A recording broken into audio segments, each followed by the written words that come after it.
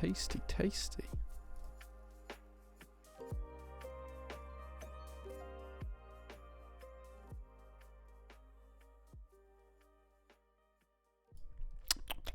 Tasty, tasty.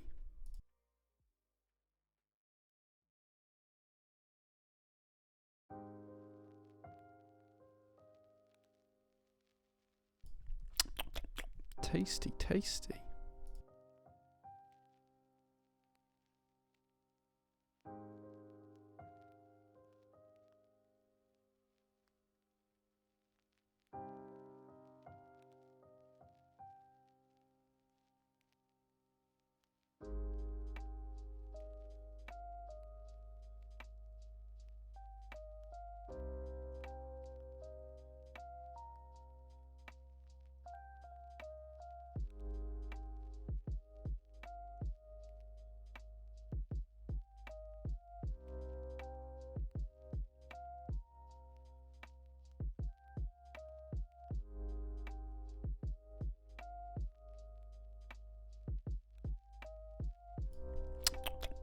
Tasty, tasty.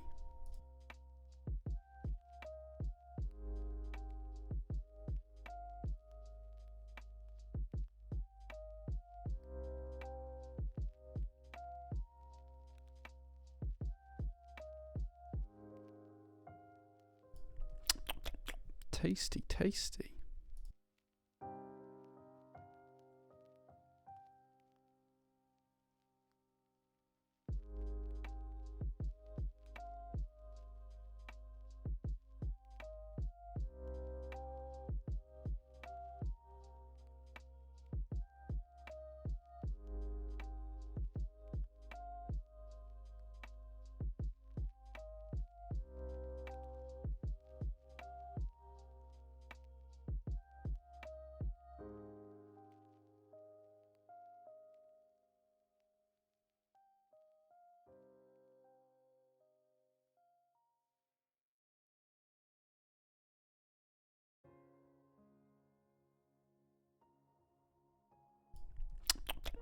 Tasty, tasty.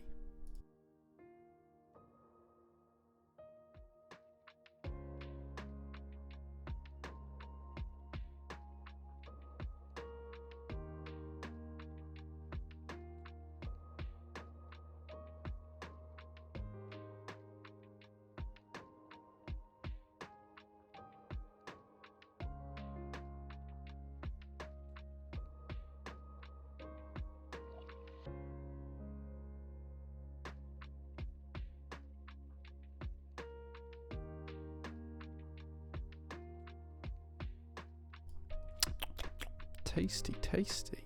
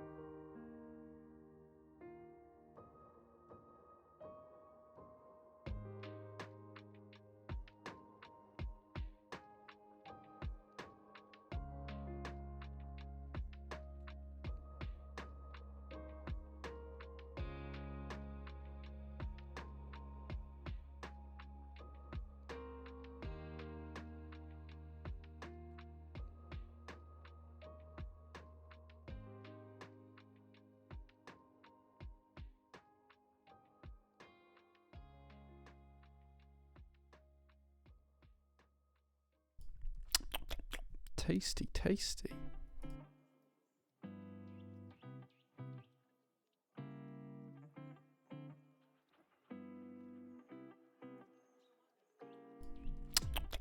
Tasty, tasty.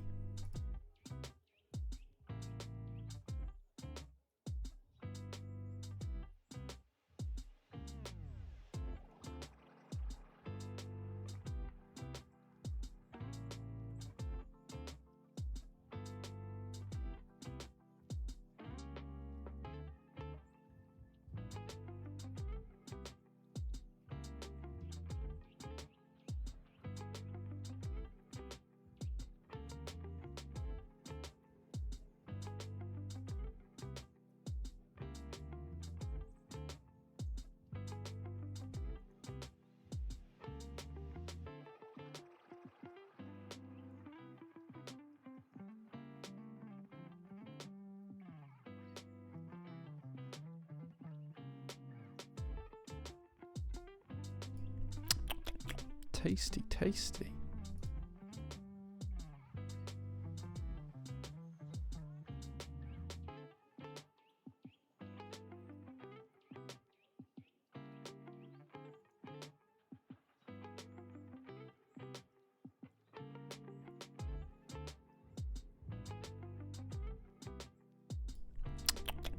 Tasty, tasty.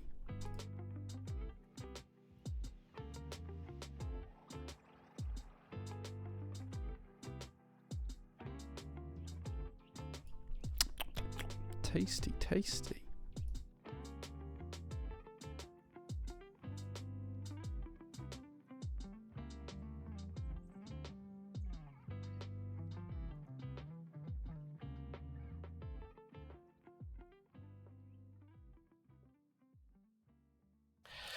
Good afternoon, good evening, good morning, wherever you are, guys. I hope you're having a really, really good Sunday. I'm back.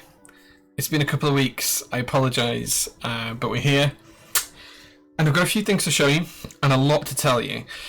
So, yeah, it's going to be a long stream today, I think, but we'll see how we get there. Thank you very much. Wrong mic. Clipping wrong mic. Hold on. It's clipping the wrong mic.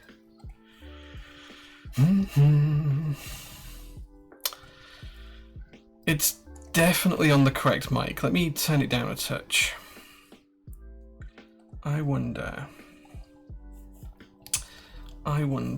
if that's due to the sound settings.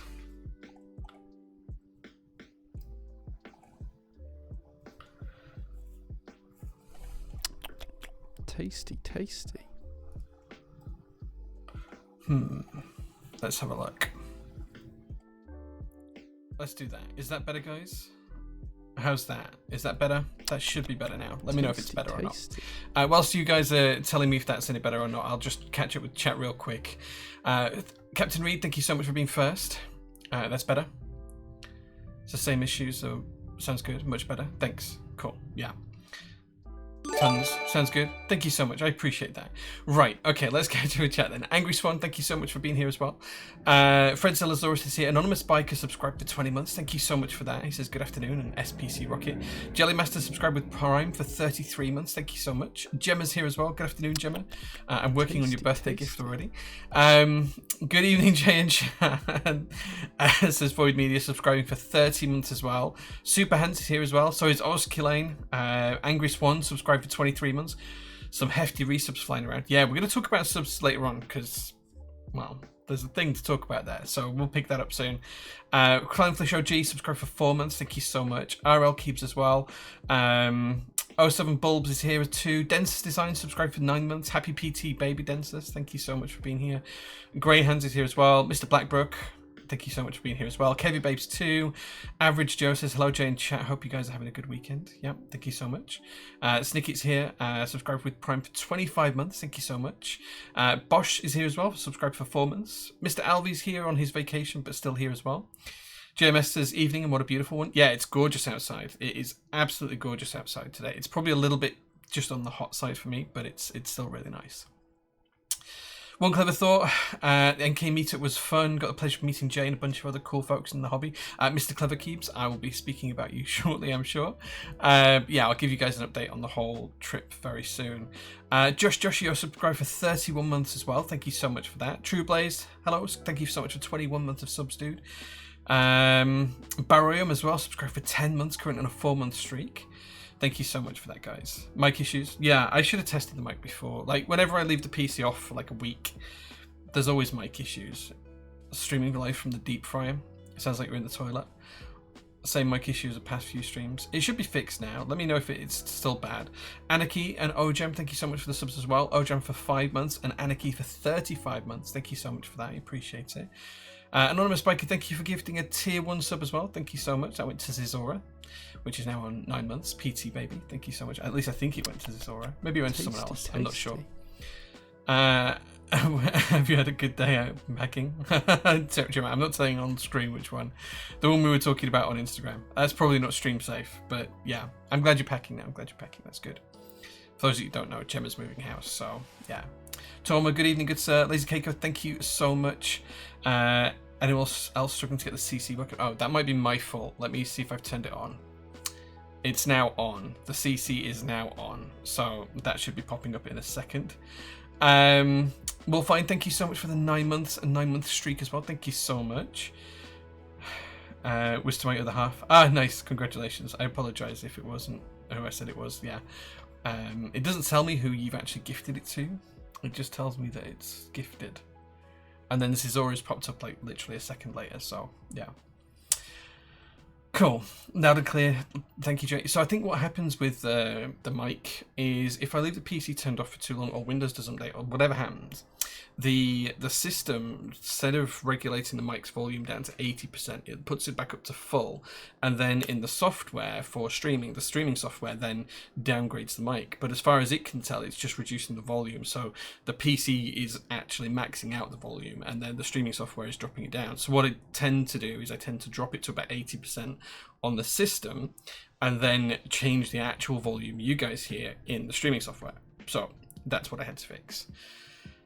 So I'm glad it's now loud and clear. There's no fans or anything going on in the room. I might need to put the fan on though because it is roasting in here. Like, it is so warm in this room. On the wall when I came in, it said 37. With the AC on for the past 2 hours, it's dropped down to about 28, but I can feel it getting warmer already. So we'll see how it goes, but it should be fine. It should be fine. But yeah, the CC should be working now as well. That's a closed caption text if you want to turn those on there on Twitch. That should all be working just fine. Right, okay, thank you everyone for the subs. I appreciate every last one of them. Lots to tell you about. Lots to tell you about. So I don't know where to start here because there's so much stuff going on. Let me just tell you about the PT stuff that's happening this week. Our last shipment came whilst I was in Morgantown, which I'll talk about in a bit. And Mel was here to receive that, and pretty much everything from that's gone out. On Monday, there's the last few Zoom orders to go out. I think there's 15, 20 orders from that to go out. And then this week, there's the Matrix Xmas extras to go out as well. Once those are done, the whole shipment has been delivered. It was relatively small, and it was more of a case of not having too much coming at any one time for this particular shipment. So we kind of broke it down a little bit. And that's meant that we've basically been on top of it. The big thing that did arrive that we can't touch yet is the Elora 65 range. The reason for that is Kiko has broadly stepped away from the project. Just one of those things. So as vendors, we have made sure that all of the cases are being prepared.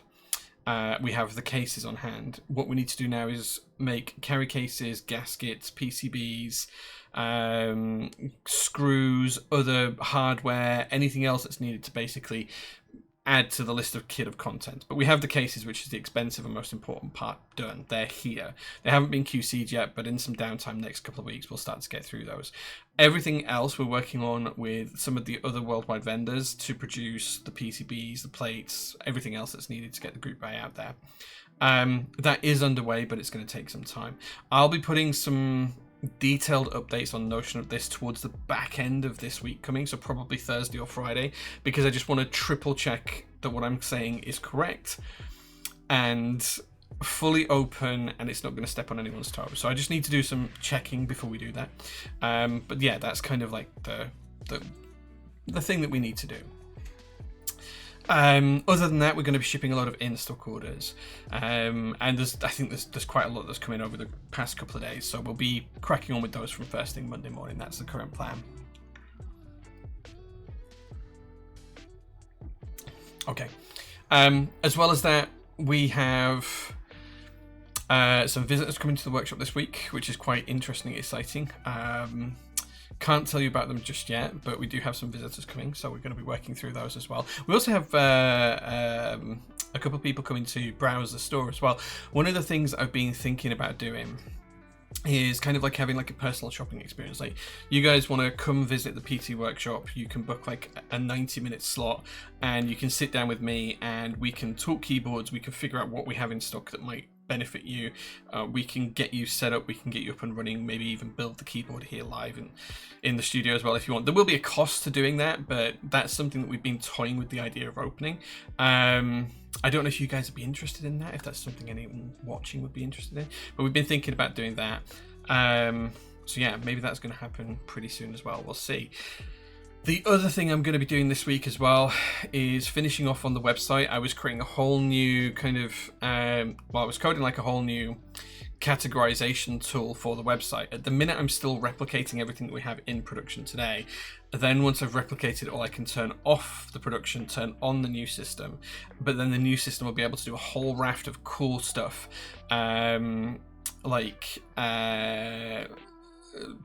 check for keycaps between ISO compatibility and no ISO compatibility.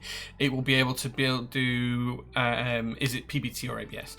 You know, does the keyboard support ANSI or ISO? And you'll be able to filter by those ultimately once I turn all of the filters on. The side that I haven't written yet is how the filters will display on the website. So I need to figure that out. And I need to re-tag all of the products as well, which is a manual process. There's about 300 hours of work, I think. And I'm probably about 100 hours into it. So tactile versus linear filtering. Yeah, we'll be able to filter on switches. Like my dream is that I want to be able to have a different filter for keyboards, key sets, and in fact, this is easier if I show you, right? Let's flick over to the build stream and let's turn on the browser. So you guys should be able to see. No, why is it not showing? Why is that not showing?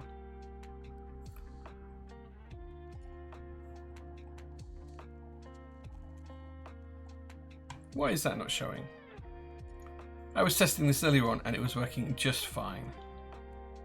Hold on, let me try again.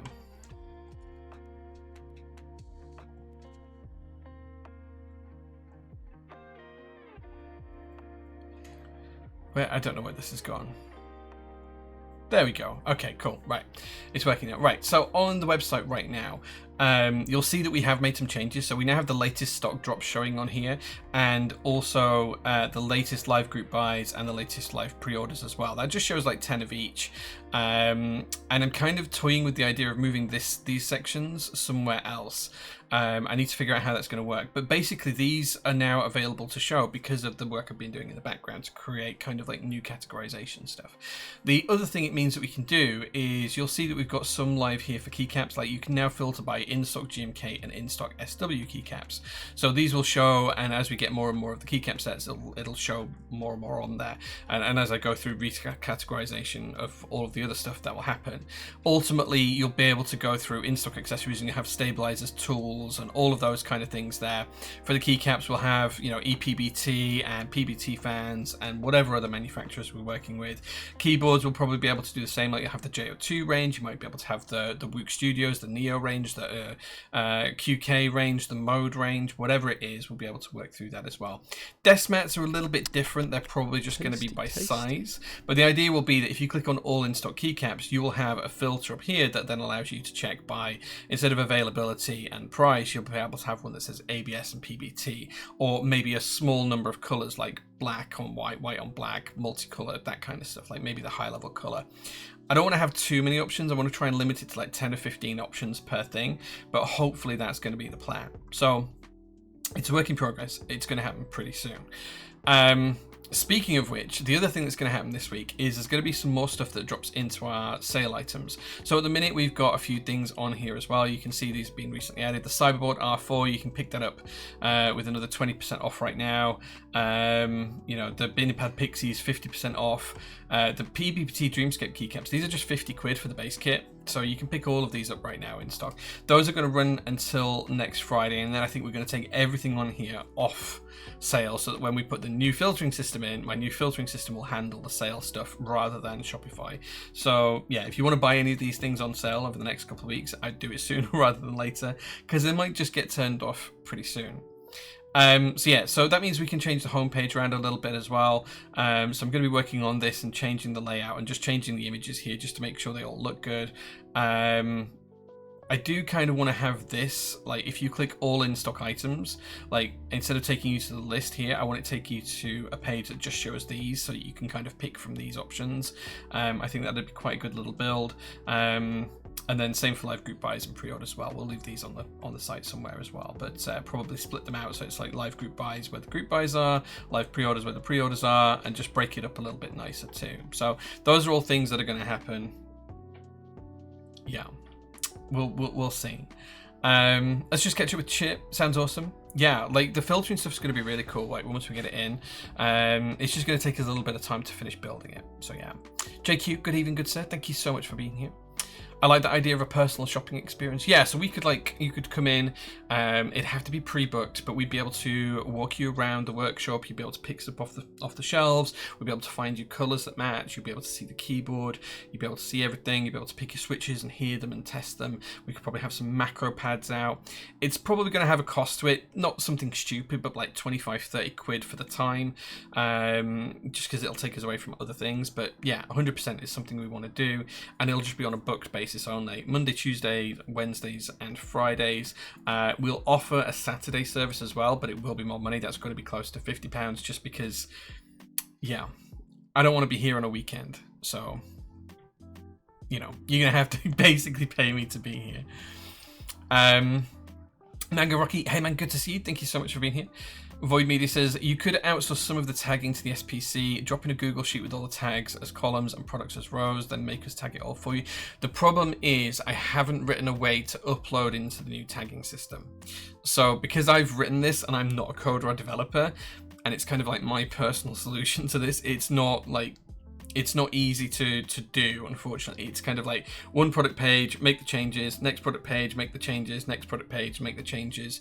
And it takes about a minute a page. I wish we could, like, there are some things that we could do when it comes to like the ABS and the PBT and the ISO and the 40s and whatever else we want to say it supports. We could probably open that up and I could just put a list of products on there and we could get the SPC dropping things in there. That'd be fine. And then I could just use that as the data to input. But in terms of the actual inputting of data, it's going to be a pain, unfortunately. But there's some good ideas there, Void. I can probably work with that, yeah. Thank you, Jenga, for the 19 months of subs. Thoroughly appreciate that, dude. Thoroughly appreciate that. Curse tag in cases around 2 Windbreaker. Windbreaker is coming back, I believe. I was speaking to Puade the other day, and I'm hoping it'll come back. Any plans to have the Vento 80 group buy? Off the top of my head, I'm not sure. If we can, we will. But yeah, I don't know off the top of my head. If we can though, we'll absolutely host the Vento because I really like that keyboard. Cost of entry plus a box of donuts to have with some coffee. Yeah, I mean you get like free coffee and stuff like that on the site and everything. We'd make you a coffee, of course, because we have some pretty good coffee here.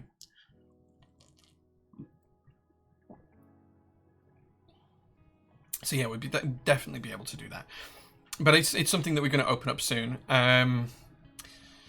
Yeah, not like a retail store, but kind of like just a personalized shopping experience. That's what I want to do. And I know it's not going to be super popular. We're not going to have like 20 people a day coming or anything like that. But I would love to do like a really personalized shop. Like just engage with you guys one-on-one and just try and really hone in on what you want. We've got such a big range of stuff these days. We can probably account for something for most people's budgets. And if we don't, we can probably order something in that will meet it as well. So yeah. You've been bringing Twixes? Nice. I appreciate that. I appreciate that. Okay, so just jumping back to this as well, I did want to talk you through a few things. The first thing is the ND75. Now, this thing has just gone in stock. This is a pre-built, and yes, it's ANSI only, but it's £118. It's a 75% with a screen.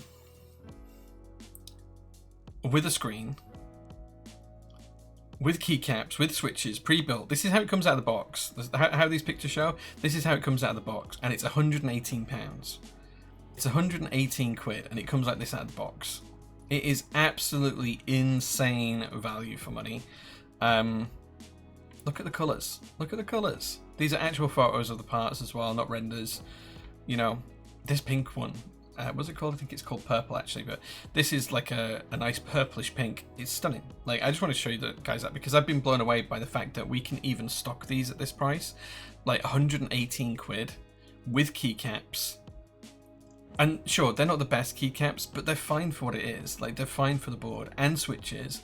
It's kind of like a reasonable mid-tier switch that's in it. It is the Gateron EF Dopamine Blue switch that's in there. So, like, I know it's ANSI only. We can't get them in ISO, unfortunately. I wish we could. Like, I wish we could justify buying 10,000 of these to put them in stock as ISO. But we wouldn't sell 10,000, so there isn't 10,000 ISO users out there, I don't think, that are into custom keyboards. So yeah, that's one thing that I want to show you. But it's such a good deal. If you guys use ANSI, please take a look because, like, it's so cool. It's so cool. The other thing as well is coffee. Yeah, I am drinking Jay's Roastery. You can always order. We've had quite a few orders over the weekend, actually. Those will all be getting shipped out tomorrow. I think we're only going to be roasting the Classics blend this week, so this will probably update on Monday, because we have quite a bit of Fiction blend and Sci-Fi blend left over. So yeah, I'm hoping we don't have to get rid of that, but that's a thing as well. So yeah. So that's what's happening with PT this week. I think there's some new live group buys as well, just to give you guys a heads up. We've got the Sam aluminium screw trays. These are really cheap. These are 14 quid, including VAT. These are next to nothing. So if you want a really cool little screw tray, they come in a ton of different colors, you know, all these different colors. They're 14 quid each. Perfect. Tribal. Whilst I was in Novelty's the Novelty's meetup in Morgantown in the US, I got to meet the designer of Tribal, and my god, is he a cool guy. And look at these ISO enters. Like, this set is so good. It hasn't seen as much love as I was hoping it would do, but the colors really pop. I kind of I hope you guys do take up on this one, because it just looks so good. I know it doesn't have full UK ISO compatibility. I know we did try and talk about it, but it's just such a cool set. Like, it's so cool. I just really want to see it do well. And then we're going to be unboxing some of these later on, but we also have, if you like pink, we have the Air Pitaya keycap set as well here. Karatool, again, sets with just super cool novelties. Look at this. Look at this. If you kind of like Philippines culture, this is just such a cool set. Look at it. Look at it. It's such a cool set.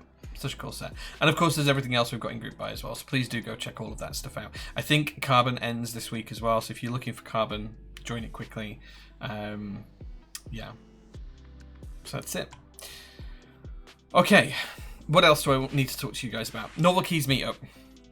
So, as you know, I was not here last week on stream because I was in Morgantown in West Virginia. Yes, we did sing the song about West Virginia at karaoke one night, and it was really, really good fun. So I have pictures and video of Garrett from Omnitype and Morgan from Novel Keys on stage singing that song. You know, West Virginia, blah, blah, blah. So yeah. I do have video evidence of that happening. So how was the Novel Keys meetup? So first of all, the travel was reasonable, but tiring. So it's 28 hours from me leaving one door, my house, to getting to the hotel. The flight there was pretty good. Flying out, it was kind of like two flights. So it was a flight from Manchester to Dublin, and then go through passport control. So you technically already done your visa, etc., into the US in Dublin, and then fly from Dublin in business class, which was great, all the way through to Washington DC to Dulles, and then driving from Dulles down to Morgantown, which is about 4 hours, something like that. It's a couple hundred miles. So yeah, so the travel there was pretty fine. It was just slow.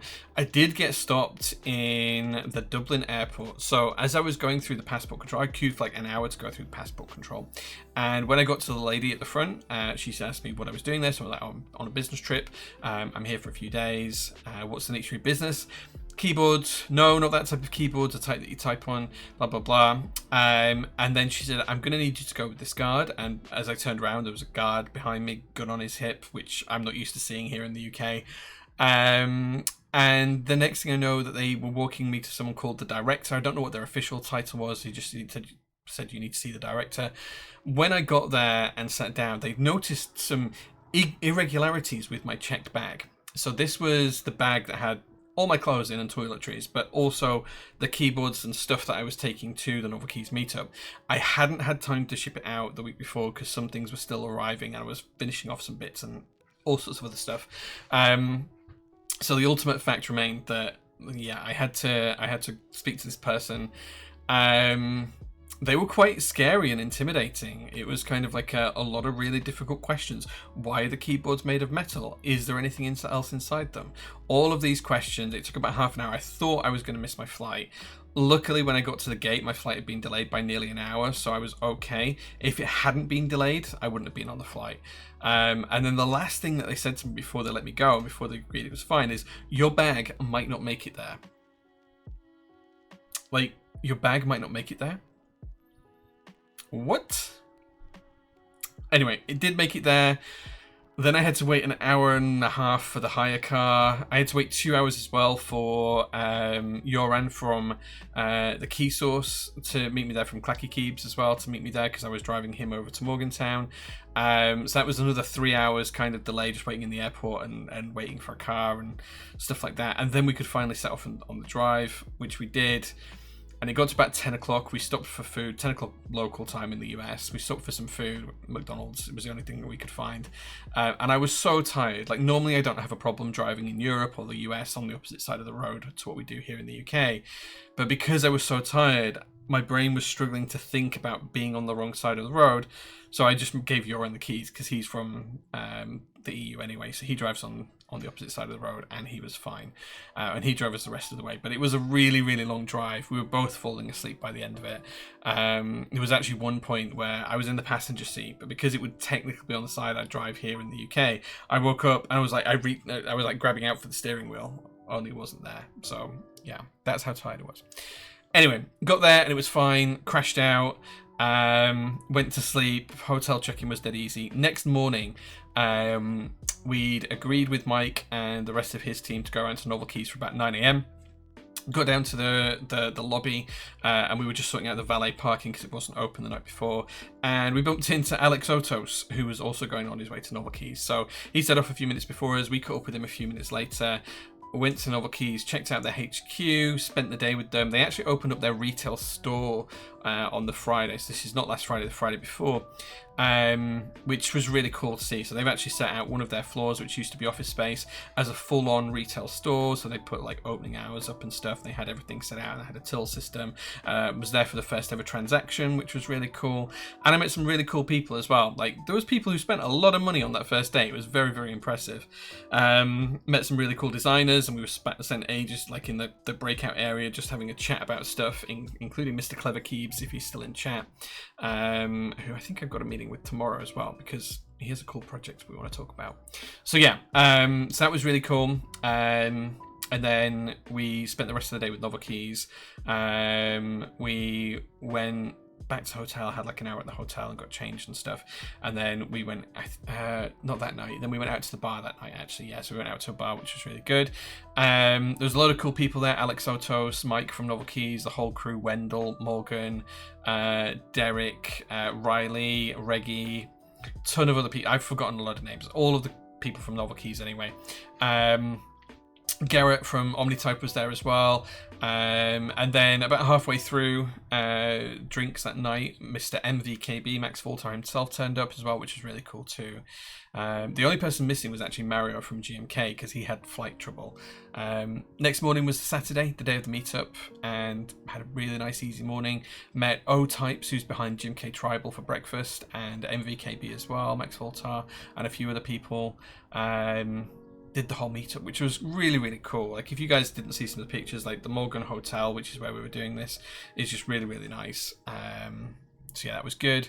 Then after that, we went back to Novel Keys for pizza and food, and then we went out to a bar. It was like a barcade. A really, really good night. Lots of karaoke, lots of video games, lots of chatting, lots of fun. It was good fun. It was really good fun. And then on the Sunday, Mario turned up like halfway through the meetup. He finally got there halfway through the meetup, and he had some cool samples for me as well, which I brought with me today. Then from there, we went on Sunday. We hung out with Mike and his family. He took everyone out for breakfast, which was very generous and kind for him. We went out for some, we went to his house and had some lunch there and chilled out, which was really, really nice. And then in the evening, we went to the cinema, which was really cool. Monday morning was really, really early. I think it was like a 5 a.m. start for Joran and I, because we had to go back for our flights. Now, both of our flights were in the evening flying back, so they were like in the, like, I think it was like 6 o'clock and 8 o'clock respectively. But because we had like a whole day that we could do something, we decided that we were going to explore Washington, D.C. So we went to Washington, D.C. We looked around the Air and Space Museum, the Smithsonian, which was one of the coolest things I've ever done. And then we went to see things like the White House, the Lincoln Memorial, and all of that kind of great stuff as well, which was fantastic. Got some fantastic pictures. And Nebulant from Top Clack server was kind enough to meet us there, and because he lives in DC, he kind of gave us the whole tour. He showed us the White House, he showed us the Lincoln Memorial, everything else. Then it was back to the airport, drop Euron off at the airport. Then I had to go back, take the car back, drop the car off, and then got the shuttle bus back to the airport, checked in, went to the lounge because I was able to use the British Airways lounge because I was flying business class, and then then home. And that was a good flight. Luckily, because it was business class, I could lay down and go to sleep properly, which was nice. So yes, then I got home on Tuesday about 2 o'clock in the afternoon, which was great. So yeah, tons and tons of stuff happened. That was really cool trip. If you guys ever get a chance to go to the Morgantown keyboard meetup next year, try and go, because it's just such a good day. Like, it's such a good day, and it's actually given me some ideas on what I want to do for the PT meetup next year. So I'm not sure what MK UK's plans are yet for next year, but there will be a PT meetup for the at the same venue that we did the last MK UK meetup at, and we're going to try and make it an annual thing where there's a meetup in Leeds about 20 minutes away from the PT workshop, and I'll have some news on that very soon. So yeah. Right, let's catch up with chat. Tribal wanting to take the crown from Mictlan. Yeah, Tribal is so cool. It's such a cool set. I really hope it gets, like, you guys pick it up and purchase it. It is really cool. Novs are on my payday to-do list. Nice. Would like more. Would like some more. Okay. I'm not sure what that means, high fly, but yeah. Mictlan getting the international kit was a big win for me this year. Yeah, so quite a few sets we were able to bring back with the Blotsky international kits for. We had kind of like a new deal with Jim K. Now, I was talking with Jim K about UK kits, international kits, and a ton of other stuff. They have something in the works for me on this. It's been an ongoing backwards and forwards thing. I'm hoping to hear more next week. As soon as I have something to share, I will. But please don't think I'm not working on it. I constantly am. So yeah. Would like some more SA sets? Yeah. SA's a difficult one because Signature Plastics is being bought out and they are the de facto SA manufacturer. Everyone else is basically cloning the keycaps. It's kind of difficult because they're trying to sell their business at the minute. But if we can offer some more SA sets, we will. They just don't sell. So I think we have Maestro in stock right now, and I think we've sold like 1% of what we ordered for that. We ordered hundreds of sets for that, and we sold like 1. So yeah, like we have loads of it. SA Geoma's in stock, SA Fledgling's in stock. There's a ton of others as well. Any update on the Jane? So, Ojam, for the Jane, when I got back on Tuesday, I was really tired and I wasn't in the mood for an argument. So I'd created all the Jane pages kind of like on the fly and as I got home. And I thought that the discussion around which base plate was going to be included in the beige model, whether it was going to be brass or gold-plated anodized copper, had been confirmed. It turns out that I was wrong and it hadn't, and I'd just been kind of skimming over the chat and I hadn't realized that it hadn't been confirmed. I don't want to sell you guys something now and then say, actually, it's not going to be the option you picked, it's going to be a different option in the future. Like, that's not something I want to do. So I said to KLC and TGR and Oblotsky agreed with me. Like, we just weren't going to go live and sell something that wasn't quite right.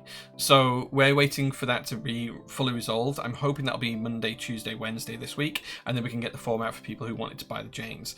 So I'm hoping that's going to happen in the next few days. Like, everything's ready to go from my end. I'll just need to tweak whatever the final decision is and then push the updates out. So I'm excited for that. I think the Rubber Hose Kahaku is going to be a little bit later. We need to work out on some final details from that. Elaine was on a trip to Europe and I think she's only just got back, so we'll figure out how that's going as well. So yeah, so we're gonna work through that. We'll see how it goes. Who knows, right? Who knows is the ultimate answer. But it should be this week. It should be this week for the Jane at the very least. And as soon as I can announce something, you'll have an email in your inbox if you're already subscribed to it and you've already bought Rubber Hose key set from us and you filled out the form to say you wanted to buy from us. You'll have that hopefully this week. So yeah. The pre-clearance from Dublin is a lifesaver. Drastically cuts queue time when you land in the US. Yeah, unless you get called into the director's office because they don't like what's in your case. So yeah. It's a good thing the UK drives on the right side of the road. Can't believe everyone else drives on the wrong side. So I don't really mind driving on either side of the road. It doesn't really faze me most of the time. The only time I ever find it difficult is if I'm really, really, really tired. So yeah, other than that, it's generally fine. Budvar says, I got the SW Very Perry keycaps from your store. Really nice set. Looking for a keyboard case. What do you think? Colour do you think I should go for? A black one or a purple one? If you've got SW Very Perry, I'd go for a purple one. Something like the Atomic Purple KL90 would look chef's kiss. So yeah. Hi Jay, how many American women did you chat up? Dynamics, I don't think I could chat up anyone even if I wanted to, so the answer to that is 0. I have like no game when it comes to women. I have no riz. I don't think there is a single woman out there other than my wife who would even look at me for more than 2 seconds. So yeah, the answer is 0. Yeah, so no. Come across any nice coffee shops? Do you know, one of the things that I was massively disappointed with was the coffee. Constantly, everywhere I went, the coffee was terrible. That's just because of where I went to. There was one one breakfast place that we did go to in Morgantown called Zeke's. The food was stunning. The coffee was dire. Every other coffee I had was basically instant or just like a push pod thing, like in the hotel lobby. I didn't really get a chance to experience any good coffee shops. That was more on me and my time and what I had planned to do than anything else. So I didn't have a chance to go out and search for any good coffee places. I just had to buy coffee from wherever I was at, and not all the coffee was great. So yeah. I see Alex really admired your Nixie Tube keyboard that you took out there. Yeah, it's on my desk right now. So this is on my desk right now. Let's hide that. Oops. Not that one. That one. Yeah, this is the same keyboard that we took with us. This is the Nixie Clock keyboard. It has a Nixie Tube built into it. Completely screwless. 1-of-1 keycap set as well. So yeah. It's a really cool keyboard, and Alex Otos really likes it as well, which is nice. Do you think you'll ever stock the mode Sonnet? We've stocked some mode stuff in the past. We may stock more mode stuff in the future. The challenge becomes because like things have to sell, otherwise it's difficult for us to stock them. The mode stuff, whilst modes sell a lot for themselves, it doesn't seem to really take off in the UK. If we can offer it in the future, we will, but it really needs people to buy it before we can do it. So yeah. Jay putting in the effort to murder our wallets even more. That's my job, right? That's literally what my job is. Build. We're not doing a build today, the Loose Goose. We're just talking about a load of keyboard stuff and doing some unboxings as well shortly. Did you grab Cladney while you were there, Jay? So Carathox, no. I planned to grab it. Like, my plan was to go up to Riley, who's a really good friend of mine, and buy a set in person. And I'd planned on doing that at Novel Keys after the meetup.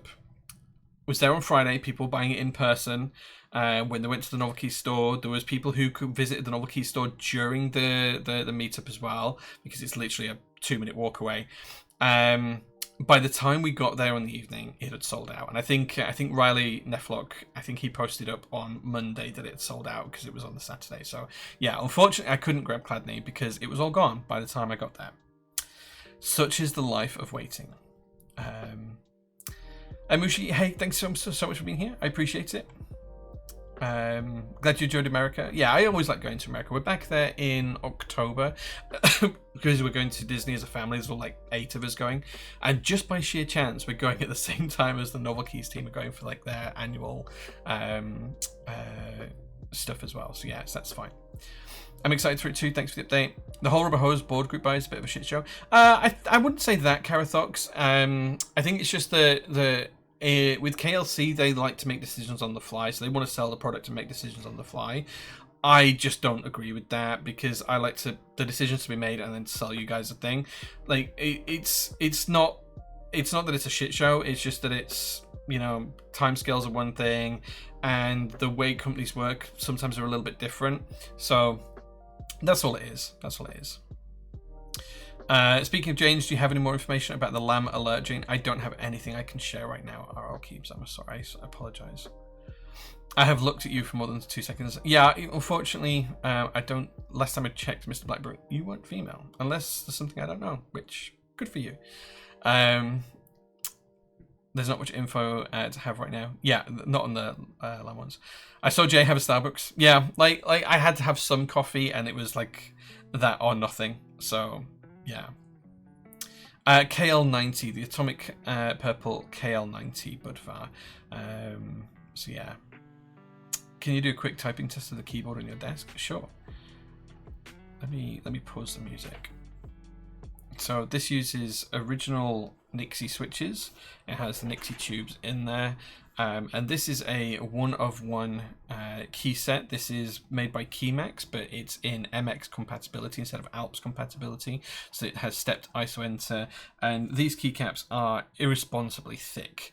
So just to kind of show you, look how thick these are. These are all double shot. As you can see, they're made in the Keymax workshop, which is just a guy's garage. The guy's got a garage and he makes everything himself. So this is kind of an example of the sound.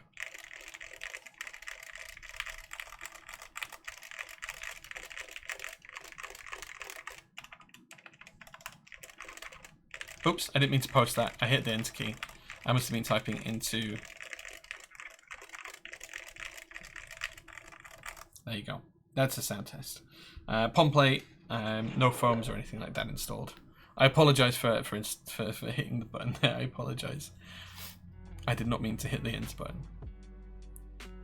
Keymax is incredible. Keymax is such a cool guy. He's called Willem and he's just really, really nice. Lack of ISO hot swap mode PCB and impact to sales. I resorted to Mil-Max for the solid PCB. No, so Bazooka, like even when we give people free UK ISO keys, so for a recent group buy that we did, it was a KKB set, you could add free UK ISO keys to the set. Less than 4% of people picked them. The next time round, we messaged everyone who just ordered ANSI only and said, do you want the ISO keys? And 60% of them said no. So even when we're telling them they can have them for free, people don't really want UK ISO. Like UK ISO is it seems less than 10% of UK users. Like it's just a really vocal minority, and I'm one of them. Like I'm a UK ISO user. Like I had this keycap set made. It's a one-of-one keycap set, and it's UK ISO layer. It was €2,000. That's how expensive it was. But it's really difficult to kind of justify it to designers and manufacturers to include it when people just don't buy it. Like we must have 1,000 international sets in the workshop that I've taken out of stock because they've sat there for so long and people haven't bought them, and it's really difficult. Like it just genuinely is really difficult. I wish that more and more people would want to use ISO, but yeah, it's really difficult. So ISO hot swap PCBs are a great idea. We wanted to do them for the Cycle 7, and I think we are still going to do them, but I'm worried that we won't even sell 20 and make MOQ, that I'm just going to have to buy them out and stock them and just hope that they sell over time. So yeah, it's difficult. It's difficult. I'm off to Copenhagen in 2 weeks. Hope to come across some nice places to have coffee there. Dude, drop me in DM, Average Joe, because like I have like a list of places that are great. I was in Copenhagen for my birthday in March, and there are so many good coffee places I can send you a link to. Do you think there will ever be a London keyboard meetup? Mango Rocky, there has been several London keyboard meetups. I think 6 from MK UK. So yeah, there will be more. I don't know what MK UK is planning for next year yet. But yeah, it's going to happen. Inumushki, what's your preferred shipping for international incoming packages? Usually I just arrange, like it's just easy for me to send people labels. If you have something you want to send us, just drop me a DM and I will send you a label to get it shipped to us and arrange collection. Usually UPS, because we have an account with them, so that's usually the easiest way.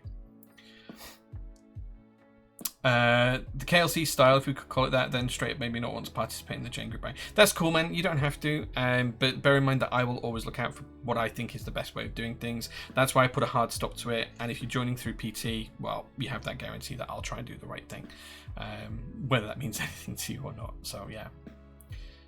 Any news on KKB Ohm or KKB Cherries? Not that I can share at the moment, I'm afraid. I don't know anything off the top of my head for those, so I'm not sure. Mod check. Yeah, that was just me. I was doing the typing test and I forgot, like, I can't unplug this keyboard because it's a hardwired cable, and I didn't realize that I was in the send message chat for this, so it's my bad. Rather wrong discount code. Yeah. Thoughts on Saints joining Williams? Bad for Saints, good for Williams, I think. We'll see. I don't know, like it's just gonna be, I don't know. I feel like it's the end of Saints' career. He needs to move on really, really quickly. Herman Strauss, thank you so much for being here.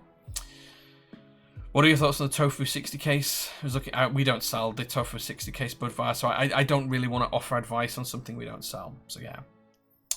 I joined right after for the big ass enter compensating check. Yeah, BAE is in chat right now. In pre-order right now, you can pick that up. It's already made MOQ, so you can buy it without worry. I only buy ISO UK, disregarding a key set that doesn't support it. That's fair, man. That's fair. But like, unless everyone who says that buys every key set that has UK ISO, it just looks like there's no support for it, right? Especially considering how much we sell. So yeah.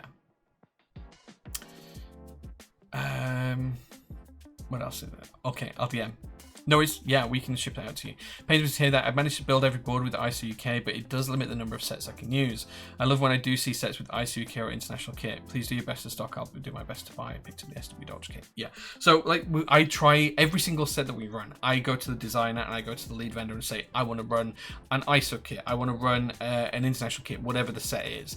And sometimes we can do it, and sometimes we can't. Like, we've got some in for MT New Dolch now, so you can pick those up.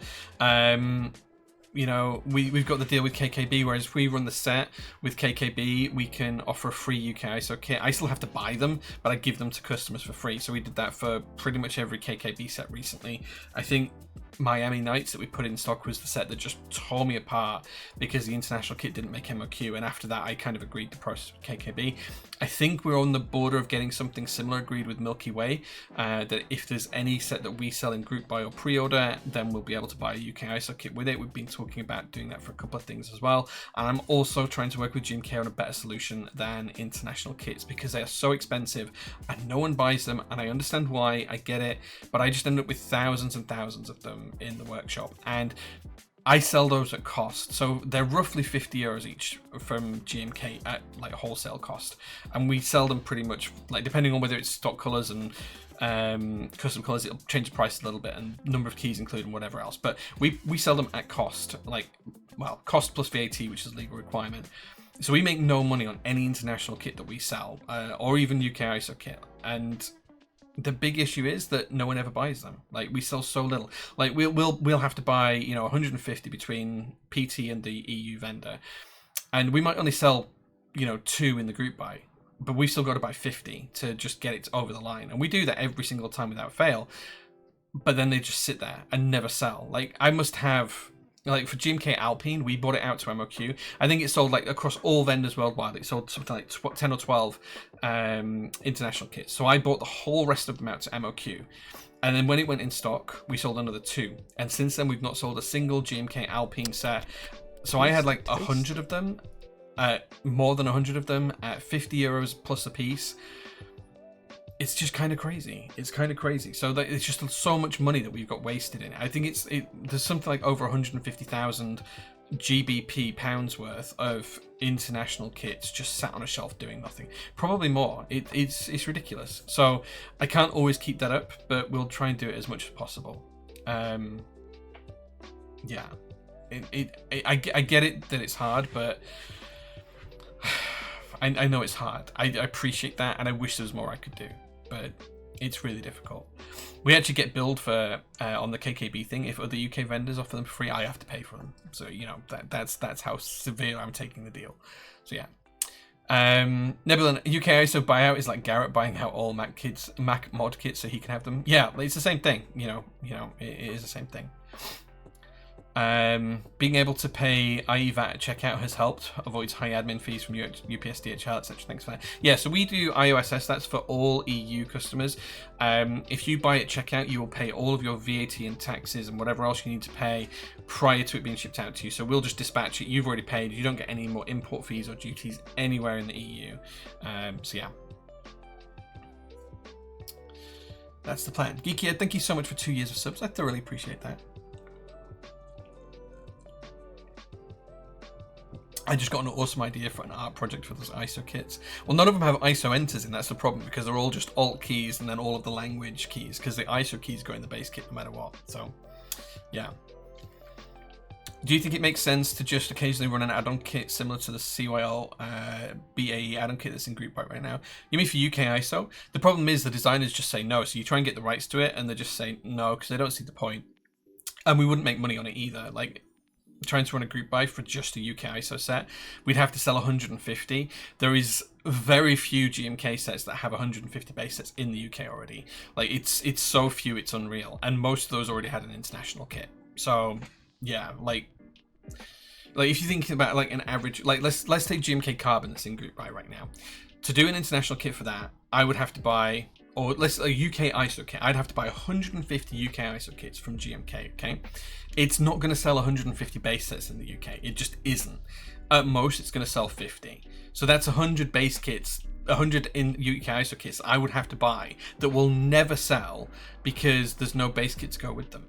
And I can't buy 100 base kits if I've sold 50 because they'll never sell either. So it's just a huge waste of money. It would be 3 times the cost of the group buy overall to buy everything for 1/3 of the revenue, and it just makes no business sense whatsoever. And I tell people this all the time, and I know people argue back because they don't know the optics behind it and the logistics behind it and the costs and everything else, but it's so difficult. I wish it was easy. I wish it was easy. When Pandora extras go up, I will buy Alpine Norda UK brother. Thank you, I appreciate that. Thank you. Laser cut and ISO enter frame, pretty big fill with unsold UK caps and apply acetone heat and put the result in the shadow box. Sounds great, but none of the ISO enters are in there because the ISO enters are in the base kit, and it's just the language compatibility keys that are all in one use from R1, 2, 3, and 4 that then go in there. So yeah, Pandora's extras being listed. I'm waiting for an update on the desk mats. I should be getting an update on Monday from them. I've sent like 3 emails back in last week and haven't had a response from 900 Mats, who's making the desk mats. I think the Pandora extras, apart from desk mats, will probably go up on Monday or Tuesday. Same with the JCS Arabic extras. That's probably Monday or Tuesday. We'll see. I just buy NC because it works. Had to make a macro for the pound sign though. It doesn't have to be like sign. Yeah, we could do it with the other keys. You're right, Neb. We could do it with the other keys. Yeah, we could do. Right. Okay. So that's all of that talked about. The next thing I want to tell you about is coffee. And it's not coffee as in the drink, which I'm drinking right now. It's coffee as in supporting PT. So a lot of people have raised over the past few months that they can't sub anymore from Twitch because they're in a place where Twitch isn't supported, such as Korea. South Korea, and there's a few other places around the world. So the other side of it as well is on a Twitch sub, if you spend £5 on a Twitch sub for the month, I get around about £2.50. That's somewhere around that kind of reach, and then I have to pay tax on that, and it ends up like next to nothing, right? To try and get around that and make more beneficial for you guys, what I've done is I've set up Ko-fi or Coffee, and what this does, this allows you guys to subscribe in the same way. It gives you access to the SPC for the same price points as what the Twitch subs would do, and we also give like a little bit of extra stuff on here as well. The main reason for this is to give guys and folks who want to support us, who can't support us via Twitch or don't like to support us via Twitch, another option. Now, just to give you a kind of example, if you do a $4.99 sub on Twitch, I get about £2.50 and then I pay tax on it, and it comes out to around about £2 that I get from that one. Okay, when you do a Twitch Prime sub, I think I make about 79 pence after all the taxes and everything else, which is fantastic, and I thoroughly appreciate everything from the bottom of my heart. Now, if we do something on Coffee, it's a little bit different, and if you do a $4.99 sub, I get about £4.21. So it's a difference between £2 and £4.21. Now, the funds that we generate through streaming from subs and giving you guys access to the SP supports a few things. It supports all the stuff we do for the SPC, which if you're not in the SPC is kind of like a hidden chat in Discord where we offer a load of giveaways, a load of prizes, a load of discounts. We do a load of cool things from them. They get early access to some stuff and that kind of thing as well. The other thing it does is it pays for a lot of the team stuff. So every time a member of staff is here at the workshop, whether it's Mel or Sharon or myself, we go out for lunch. Mel's here Monday, Wednesday, and Friday. Sharon comes in a few days a month. Every time people are here at the workshop, we go out for lunch, and that's what this basically pays for. Anything that this doesn't pay for, because it doesn't cover the whole cost of that every month, I cover out of my personal pocket. So supporting PT is kind of like supporting that. It also pays for stuff like some of the stuff that we use on stream, because whenever I buy anything, whenever you see me use a board on stream or build a keyboard on stream or use switches or anything like that, I've bought them off the store just the same as you would. So that's the other kind of thing that it pays for as well. So that's kind of what we do. Now, the support that we get from Ko-fi is significantly higher. The cost is the same to you guys, but the support that we get is significantly higher if your support is through Ko-fi rather than Twitch. You can use either or. I'm working out a way that this tips goal and the subs goal will kind of like integrate and kind of work together to bring back that bottom bar across the screen so we can do the GMK giveaways when we hit certain goals. I don't mind if you guys want to do one or neither or both or whatever. It is up to you. It's entirely up to you. But effectively, all of the benefits that you get from being a Twitch sub, you get from being a Ko-fi sub. It's all set up in the background now. So if you do want to support us through Ko-fi, feel free. It does mean that I can buy Mel more, you know, lunches and Sharon more lunches and things like that, and we can pay for drinks and things. It also pays for stuff like when we do like the open days and stuff like that. It pays for some of that kind of stuff as well. So we support you. We love the support. It's very, very grateful. It's nice to see all the subs like on a Sunday when I join. If you want to support through Ko-fi instead, you can do, and we just benefit a little bit more than that. It's the same cost to you guys, but there's more benefit to the PT team than there is if you use it through Twitch. So there we go. That's it. That's the spiel over and done with. I'm not going to bring it up anymore. It's up to you if you guys want to support through that. But yeah, the link will be dropped into chat if you want to do that. Threx, thank you so much for the 17 months of Prime subs as well. I thoroughly appreciate that. Okay, so that's that bit done as well. Right, Jay, what's the history story behind the BAE enter shape and size? So, ISO and ANSI are both actually kind of like splits of the BAE enter. The BAE enter, or what we call big ass enter now, was the original one, and I'll show you guys what that looks like. So if we go onto the website, we scroll down to, go to the home page. Hold on, go to the home page. Scroll down. So you can see this is the BAE enter. It's this kind of shape here. Now, this is the shape that basically got split to become ANSI and ISO. If you think about it here, if you draw a line horizontally across here, it becomes an ANSI enter, and then it becomes the little key above there as well, the little backslash pipe key above there as well. If you draw a line this way and this way, that becomes two 1U keys. And then you get the ISO enter shape. Sorry, one 1U key, and you get the ISO enter shape above as well. So yeah. So basically, depending on how you want your keyboard to look, it's determined by the original enter. So this was just designed to take up space that was on the keyboard, because that was the gap in between the keys that had been translated from typewriters over to keyboards. And every other type of enter that we have today is the split of that. So basically what you can do is you can split the BAE enter into ANSI or ISO, or you can even do the best option of all, which is split enter, which means you have the 1.25U keycap up here, you have a 1U keycap here, the 1.5U keycap up here, the 1U keycap here, and the 1.25U keycap here. The three-way split enter, that's the way I used to build keyboards for a long time. SA Calm Depths, my first ever group buy in 2014, that had split enter. So you'd had like 3 keys out of this one key instead of 2. ISO and ANSI just split this in different ways. That's all it is. That's where it comes from. So yeah, that's the answer to that one. So yeah, Funky, hey man, good to see you. JCS Arabic here tomorrow, looking forward. Yeah, so hopefully tomorrow or Tuesday. I think it'll be tomorrow, but we'll see. Asian countries just wanted the best of both ISO and NC answers. They have BAE and the key goes index backspace. The key's older than that, and a key. Like some of the older keys before ISO and ANSI. BAE molds were made by Jim K for Cherry Profile before they had ANSI and ISO ones. So yeah. Did my sparkling lemonade come from those funds? No, I paid for that myself, Nebulan. That was really good lemonade, though. It was really good lemonade. That came from my personal pocket. Did that one. BA Interior is a great way to make ANSI only boards bearable. It is, absolutely it is. And you can buy it in, you know, black on white and white on black and Dolch and 9009 and L9. So you can get it in pretty much all the colorways. So yeah.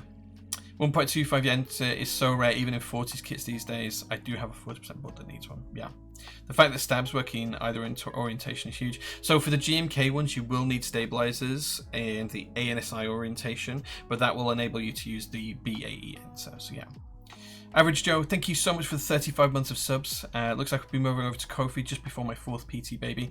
That is the only downside to Ko-fi or coffee. You will, like, substreak's difficult to continue. I'll see if there's kind of like a script I can use to do something like that to kind of count both. I don't know. We'll see. First key kept set to make ANSO support. Yeah, something like that. So yeah, so if you guys do want to, I see that Kulain has done the coffee subscription. So thank you so much for that. I appreciate that. Thank you so much. Like it means the world when you guys want to support me and the PT team through Twitch subs and through things like that. Like, it means the world to me. Absolutely. I cannot tell you how much it means to me. And the fact that some of you guys may choose to go over to something that benefits us even more. You know, instead of going to McDonald's, we might actually be able to go somewhere nice for lunch. Or instead of Greg's, somewhere nice for lunch. You know, it just means the world to me. So thank you so much for that, guys. I don't expect anyone to make the move. I don't expect anyone to make the change, but just bear in mind that your benefits don't change. In fact, on Ko-fi, we actually offer something else. So just on here, I can't do this on Twitch, but on here you get access to the Discord. If you do the $4.99 a month, well, this is the same as Twitch. You get access to the Discord and exclusive discounts. That's the same as anything today. If you do the SPC Plus, you'll get a free keyboard build service each year. So if you do SPC Plus for a year, I'll do a free keyboard build for you on stream instead of charging the standard rate. So you get a free one. And if you do the XL, you also get all of that, and you get access to the inner circle. And the inner circle will be, if we have prototypes for PT projects such as the JO1, JO3 that we need testing, that's the pool of people that I'll pick from. So like when I've got the JO1s to test in a couple of weeks time, if there's anyone in the SPC XL, I will be basically reaching out to them and drawing from whoever's in there and saying, right, I've got 2 keyboards that need to be tested out. You have them for a week. I'll pick it from there and send it across, and you'll get to use the board for a week and then give me all your feedback and then send the board back. And of course that'll be all on my cost. You know, I'll ship the board to you and return ship it and everything else, but it'll just mean that you get access to test some stuff out really early and stuff like that as well. So that's what the inner circle is. It's not like a secret chat or anything else. It's just access to some really cool stuff that we want to be able to share and get people's feedback on before it goes live. And why shouldn't we give that to a benefit to people who support us back as well? That includes international customers. Yeah, so all of this includes international customers. If you go through Ko-fi instead of through Twitch, you get access to all of this no matter where you are in the world. Yeah, so that's it. The access to proto boards is pretty great. I love my OG JO1, the super limited Keepura that came with it. Yeah, I forgot we'd done those Keepuras actually. Yeah, I'm glad you got that, Neb. I'm glad you got that. So yeah, you'll get access to like try stuff out, send it back to us, give us kind of like, we'll send out a form with like a load of feedback questionnaires and stuff, and we can improve the product based off of your guys' knowledge. There'll also be some stuff that we get from other vendors, such as like we get a load of stuff from QK or Neo or Wook. We'll probably just give those away because we can't give them all away on stream. There's so many of them. There'll be some of those that'll be given away to inner circle people as well, if anyone chooses it. I don't know if anyone will because it's a lot of money. I appreciate it's a ton of money, but the option's there if you want it. Cool. Let's not diss a Greg sausage roll now. Like, dude, we do Greg's far more than we should do. But Monday started my health kick, so I'm going to be tracking calories and stuff like that. So yeah, that's a cool thing. Right, next thing I want to talk you through, guys, is actually something really, really important. I am conscious that every single year, so in the UK, as a business, you have to publish your annual reports, right? Once you hit a certain size, once you go VAT registered and you do over 85 grand a year in revenue, you have to publish your annual results on Companies House. Every single year, this generates questions because there are certain people in the hobby that like to look up how PT has performed, and they make a ton of assumptions from the numbers that are posted there, which they don't understand. They don't know how the calculations are being made, and they don't understand why the certain things are certain things. So our results is basically going to be published in like a week or two. End of this month, I think it's going to be published on Companies House, and that means I have to pay my annual tax bill. Now, this is for November 22 to November 23. How it works in the UK is you have a financial year based on the company's year, which for us is November to November, and then you have 9 months in which to, from the end of that month, you have 9 months in which to pull together all of your accounts and pay your tax bill. Now, for obvious reasons, I leave this as late as possible every year because A, I hate doing it, B, I don't like paying massive tax bills, and C, it's just painful, right? So end of November, so that means you've got December plus all of the other months up to August, which is 9 months in total, which means that on the 1st of September, I have to pay the PT tax bill. Now, that means that we've gone through a whole load of work and a whole load of calculations to try and pull information together with our accountants on that. Now, there's a few things to bear in mind. Tax is kind of done twice in the UK. It's done once on VAT, which is our sales tax. That's done at the time of sale. Profit and loss tax is done on the sale completing, and the sale isn't completed until you've shipped the product. So that means we have stuff that we've paid VAT on, but not yet shipped because the items have yet to be made through the group buys. So we're not paying tax on it at the end of the year. Does that make sense? So kind of like things are staggered and things are all over the place. It's not very clear, which makes it really hard to determine how well PT is doing as a business. And sometimes it looks like we're doing worse because there's a load of stuff we've sold that we've paid the VAT on that we haven't actually shipped, so we can't actually include it on a profit and losses, which makes it look like we've made less money than we actually have. So it gets really difficult and really complex. But Jay's going to explain the PT Ferrari. No, there's no Ferrari. 100% no Ferrari. HMRC don't understand the calculations either. Do you know what? They don't. They actually sent some questions back off the PT one last year. Like, we don't understand this. Why have you sold stuff and not paid tax on it? And it's like, oh, well, we've paid the VAT on it, but we haven't actually completed the sale yet because the product is in production. It took some while to get them through that, but they kind of understood it in the end. Anyway, so what does that mean? It means that there is kind of like a whole raft of stuff that I want to show you guys. So this is the document that we submit every year. This is the director's report, my report, that was produced by my accountant for the end of the year up to November 23. So November 22 to November 23. So it's almost a year out of date, but you kind of get the picture. There's a whole raft of stuff here that I'm not going to walk you through because it's all crap and, you know, it's just me signing for stuff and whatever else. And it's signed as of Monday, so this is approved as of Monday coming. So not Monday coming, the 14th of the 8th. So it's as of the 14th. So this is all signed off as of the 14th, but we did it on Friday, right? So just bear in mind that that's how it is. Okay, so what does that mean? Now, because our financial year was started in November 22 and goes to November 23, the UK financial year goes April to April. So we actually have sales in the 2022 financial year and stuff in the 2023 financial year. So we need to report on both of those. That's why there's two columns here, 2022 and 2023. So turnover. Between November 2021 and April 2022.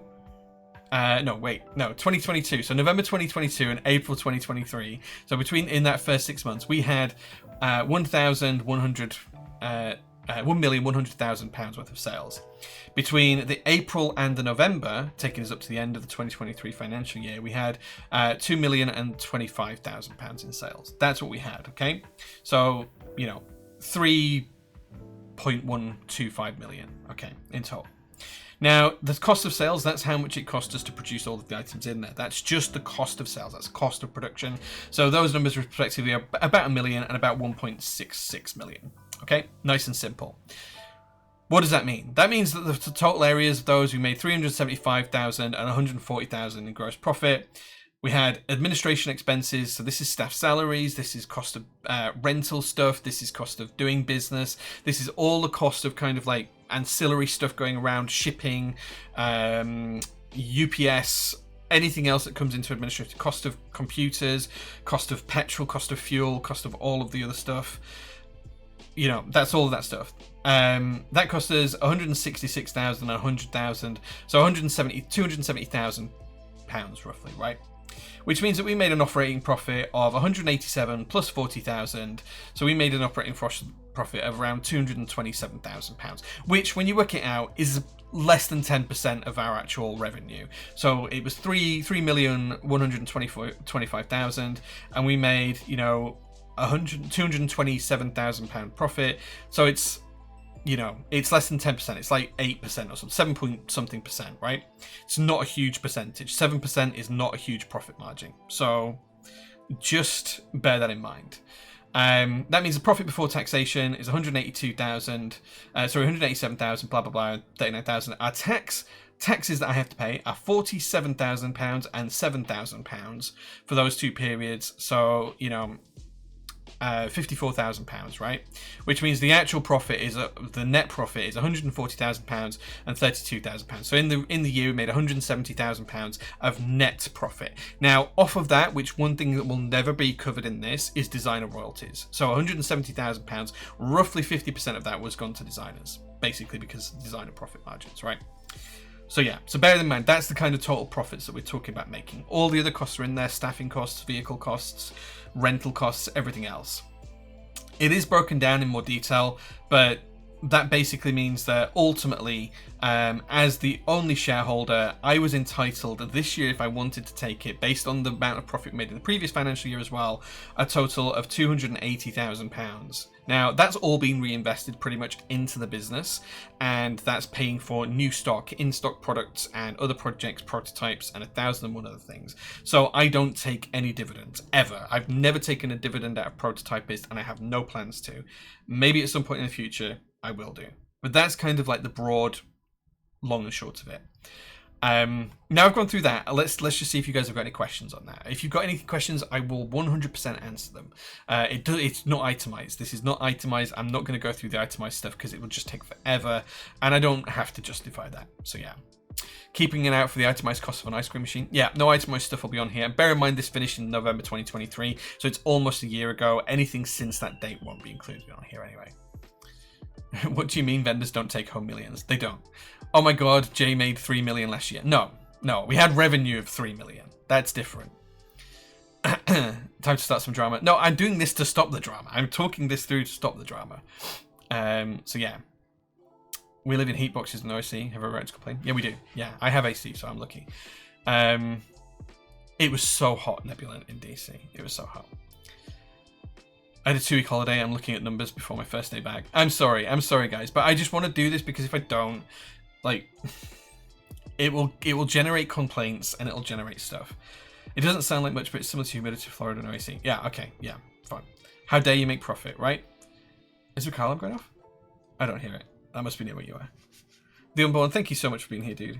Making a profit, you should be doing this for the community. Like we are. Like realistically, the amount of profit that we make is so tiny. Like it's about 7.5% on average across everything that we sell.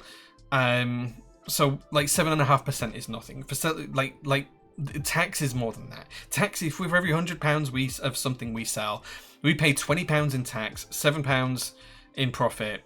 You know, it's not huge amounts of money. It's really not. And that all gets reinvested back into it. So, yeah. Yeah, that is transparency right there. Thank you. I appreciate it. I just want to make sure that it's, like, fully transparent. Like, if you don't have a couple of £100,000 in the bank, don't try and start a keyboard vendor because you ain't going to do it. Like, you're just not going to be able to do it. You need money in the bank before you even think of starting this. So, yeah, bear that in mind. Where does import tax you pay to the ports come into play? Not one question. PC making profit. JMS, so import taxes come into play. Like VAT isn't really included in this. This is all before VAT. So VAT is already taken off of these numbers on sales. This is just so this is turnover minus VAT. That's why I mentioned the VAT thing before. This is all about after VAT working out what our gross and net profit is. So the VAT that was collected on those sales and the VAT that was part of those sales isn't included in this calculation because our VAT tax reports are completely separate, completely different, and driven in a very different way. There's a load of rules around VAT that make it really complex and not able to be compared with this, such as you pay VAT at the time of sale. This is all when things have shipped, so this is based on what has shipped in that period, not what is necessarily sold in that period. So there's stuff in here that isn't classed as turnover yet because it's stuff that we've sold, you know, in November last year, right at the very end of it, that hasn't shipped yet. Let's say a GMK set or whatever. And then there's other silly rules like if we don't ship something with 3 months but someone from overseas buys it, we haven't charged them VAT, but technically I have to pay the VAT on it, and then I can claim the VAT back for that sale later on. I can't claim the VAT back for UK sales. So, you know, there's swings and roundabouts and it's really difficult to get into that. I'm not going to get into the weeds, but you know, JMS, it's a good question, but it's really difficult to answer that kind of question about import taxes and what we pay at the ports, because that's basically our VAT kind of stuff that's separate to this. This information will all be public information anyway. It will be public information, yes, but I want to make sure that I'm talking it through JQ so that no one can ever tell me I didn't talk it through, and no one can make assumptions that's not there. Don't get how designers' fees are not part of COS. Can you explain a bit more? I didn't misunderstand. So designers are basically paid a percentage of net profit. That's not an operating cost. That's basically a cost that comes off of our net profit. And from a legal perspective, we can't include that in our tax returns. So we can't include that prior to declaring what our tax is. Otherwise, it would reduce our tax burden, and that would be unfair and illegal. So we can't do that either. Eliran, thank you so much for the 25 months of subs. I appreciate that. Show another vendor that goes through in detail with the community. No one has to. No one has to. Why are royalties not listed in the cost of sales? I just covered that because they're not technically a cost of sale. They are a split of profit, which is done afterwards. Then it would affect our the tax regime.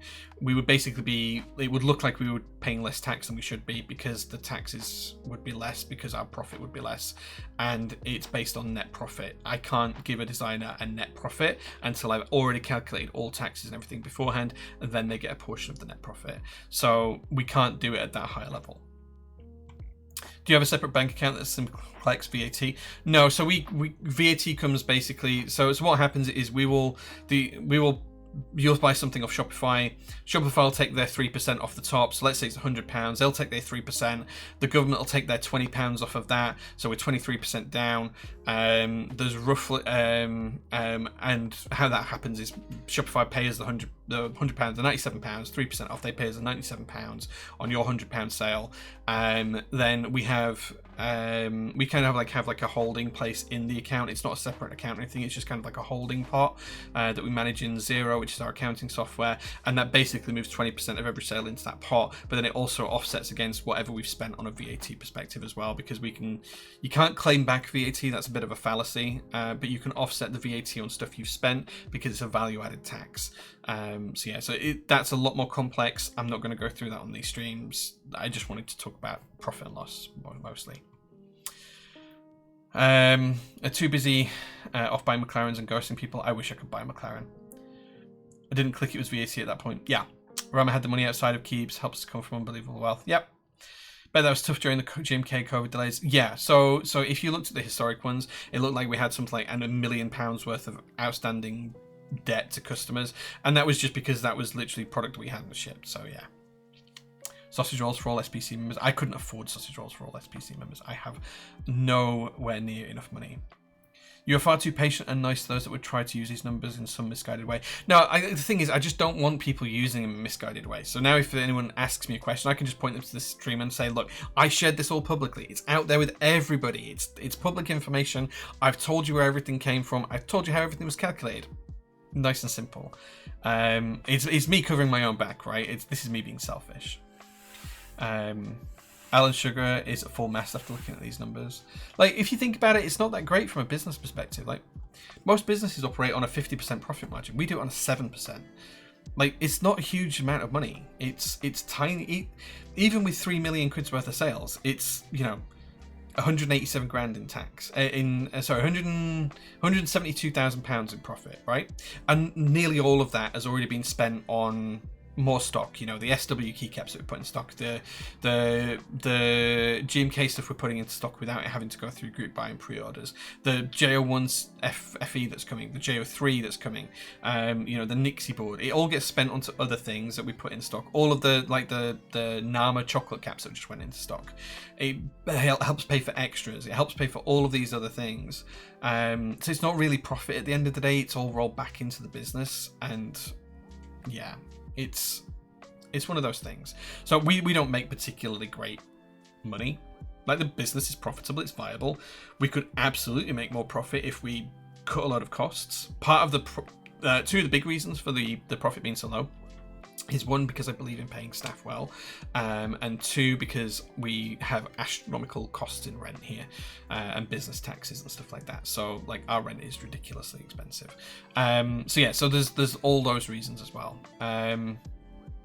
Yeah, it's worthwhile looking into sometimes to try and cut those taxes down. But yeah, but if you pay tax on royalties and the designer pays tax on income, then those amounts are double taxed, right? Or are those monies tax exempt for the designers? So that will depend on the regime where they are, Nimble Machine. Not all designers are from the UK, so I can't accommodate their tax. All I can do is I can do my accounts to UK specification. This is how it's specified that I have to do it. I have to do it within the letter of the law. If I include the designer costs at a higher level as like cost of operations, then it looks like there's another cost and it therefore reduces my tax burden. And that's not technically legal because we're not paying them a fee.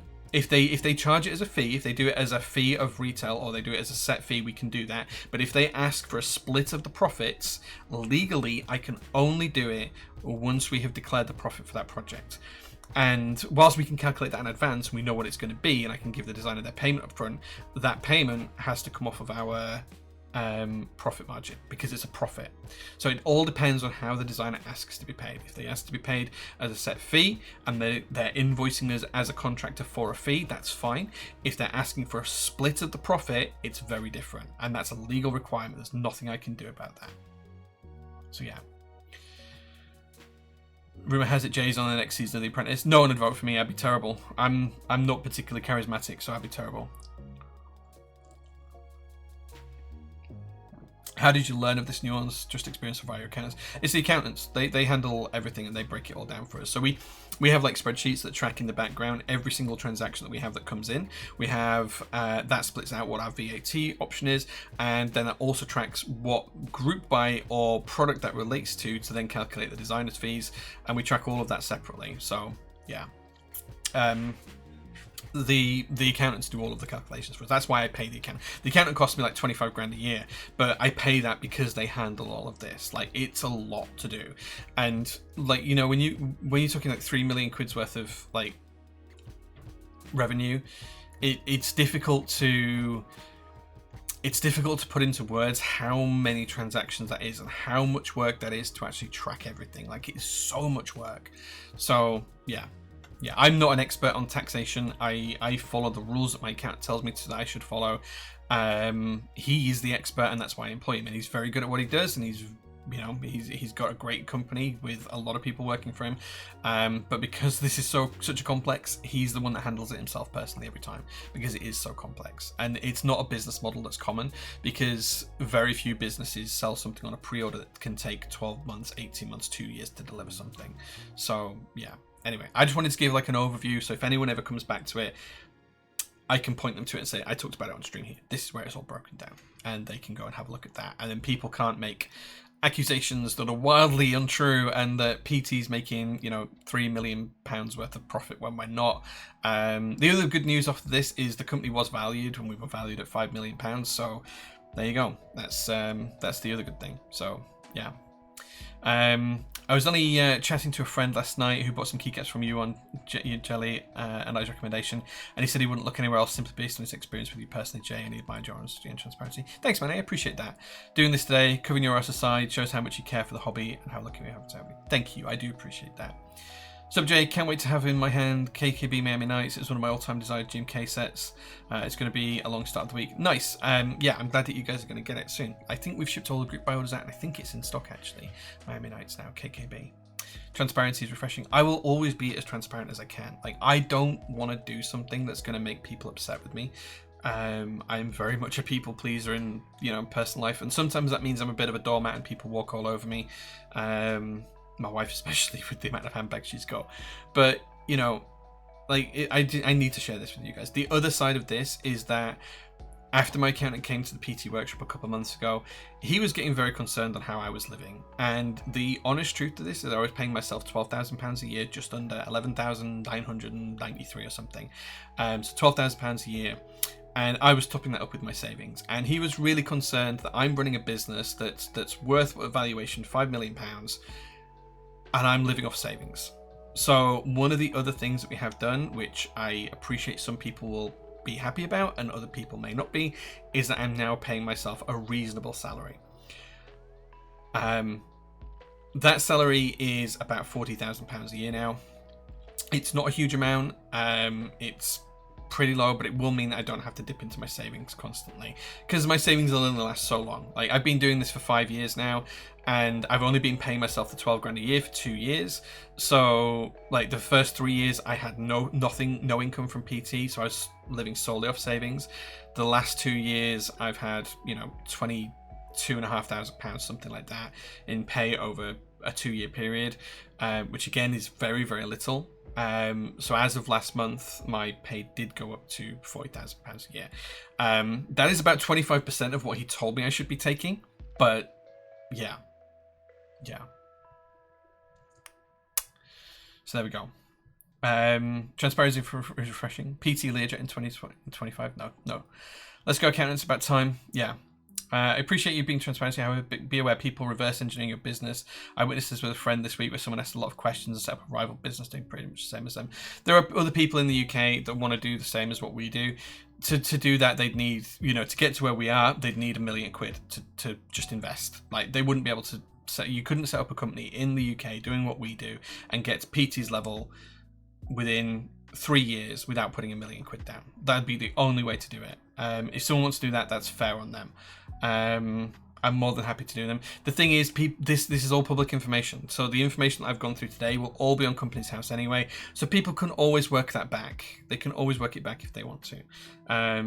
You know, it's one of those things. It's just one of those things. Ask the accountant for a discount code. Yeah. $1 million just for the UK ISO stockpile. Yeah, like realistically, I think if you wanted to start, like I put a lot of money into PT when it started. Like, I did. And, you know, that's why we are where we are today. If you wanted to do that now, you'd have to put 7 figures down. Like, you couldn't get to our level without doing that. It would take you 5 or 6 years to build up doing small bits and pieces here and there to be able to get to that level, I think. I suspect if you look at other companies, I haven't ever looked at anyone else in the UK. I don't really think about competition in that way. But I suspect if you looked at, like, I don't know, MechMods or Ollie's store or something like that, you know, the numbers are vastly different, I would suspect. Unless we get them to liquefy it. Yeah, sure. Yeah, I mean, if someone wants to buy PT, I have a price tag now. That's a good thing. So yeah, if someone wants to put £5 million down and buy PT, hey, just drop into my DMs, right? No one wants to do that. And even if you had that kind of money, you think about it, don't. Like, you wouldn't want to. Okay, so that's some of the stuff I wanted to talk about on the PT side. Yeah, okay. That will be all public very, very soon. What else did I want to do? We've done the coffee, we've done the roastery, we've done that. Okay, great. Cool. I'll shoot your DM in a minute. I do not have 5 million.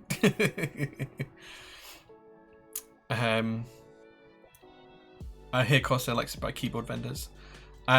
Corsair are welcome to send me a DM, but I don't think that's ever going to be something that happens. Iconic Bear says, do you think you've outgrown or are coming close to outgrowing Shopify, or is it pretty worthwhile for the workload they handle? So we use Shopify Plus, which is like $2,500 a month or something for Shopify's basic level. It gives us a load of options. It does work really well for us in general. It's just really expensive because it's like $2,500 a month, plus I think it's about 3% of every transaction. For some reason, well, I think with Amex it's 2.9% plus 30p, and I think with every other card supplier it's 1.75% plus 30p per transaction. In effect, we round that up to about 3%. It's generally about 3% before we even look at the costs of like all the stuff that Shopify does for us.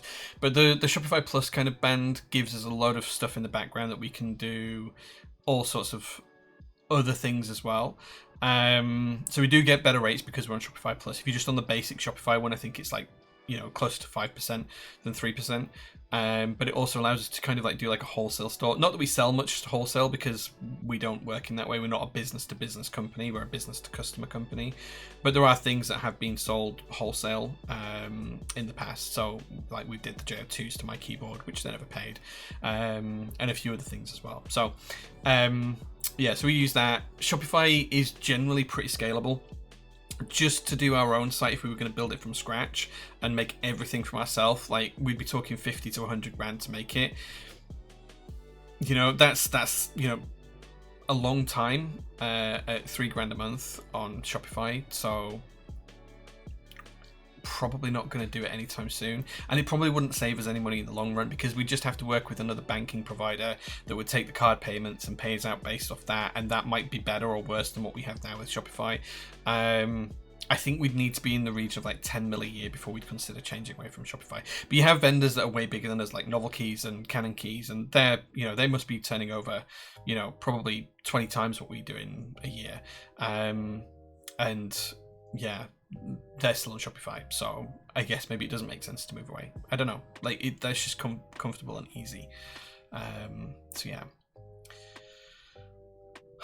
Are you able to write off anything if something like your JO2s or artisans are never paid for or delivered? Yes, there are things we can write off, and of course we have like we have GMK sets that we have to write off because we have to give away keys from them or whatever, and we don't get them replaced, or there's desk mats that arrive damaged or whatever. Stuff like that is written off. Generally speaking, like I think we have an allowance of like 2 million a year of stuff we can write off based on being a small medium enterprise. We do something like it's like 20 grand a year. It's like it realistically it's a rounding error in the numbers we're talking about. Yeah, it's not a huge amount, but we do keep a list of it and we do write it off. Yeah. Has there been any news on the KV2? Any news that we have will be on the updates pages, so you can always follow those. You can just go to the website and click on updates at the top. Have you thought about long-term possibility post-J for PT? I'd imagine a lot of the values, your knowledge and relationships that people have you with. I'm not sure I understand the question, Void Media. Do you mean, how much have you thought about the long-term and possible post-J for PT? Like, I'm not going to leave PT. It's my company. I'm going to always work for it full-time. Like, there's never going to be, like, me stepping away. That's just not going to happen. I know I was joking about someone buying us, but, like, realistically, no one's going to buy PT. I know they're not, because one, very few people who would want to would have the money, and two, if they did have the money, they would be able to buy some other vendors that might be more beneficial to them. So realistically, like, the PT is not going to exist without me. If keyboard hobby dies and PT dies, then I will do something else. I have plenty of career prospects to fall back on. I've got a pretty healthy CV. I've got 2 very successful companies with Prototypist and Jay's Roastery. I have a lot of experience as a project manager and a program manager with some seriously big deployments and projects. So yeah, I feel like my CV is pretty solid and substantial. So if that ever happened and PT didn't exist anymore, or I chose to close down PT, which is always an option I have. I could always just shut PT down tomorrow and refund any outstanding orders and walk away. And we could probably do that if we needed to, but I don't want to do that. Then yeah, I'd go back to a day job of some sort, or I'd come up with some other idea. I always have ideas on what I want to do to kind of like diversify my portfolio of operations. This is why I started the keyboard company. This is why I started the coffee company.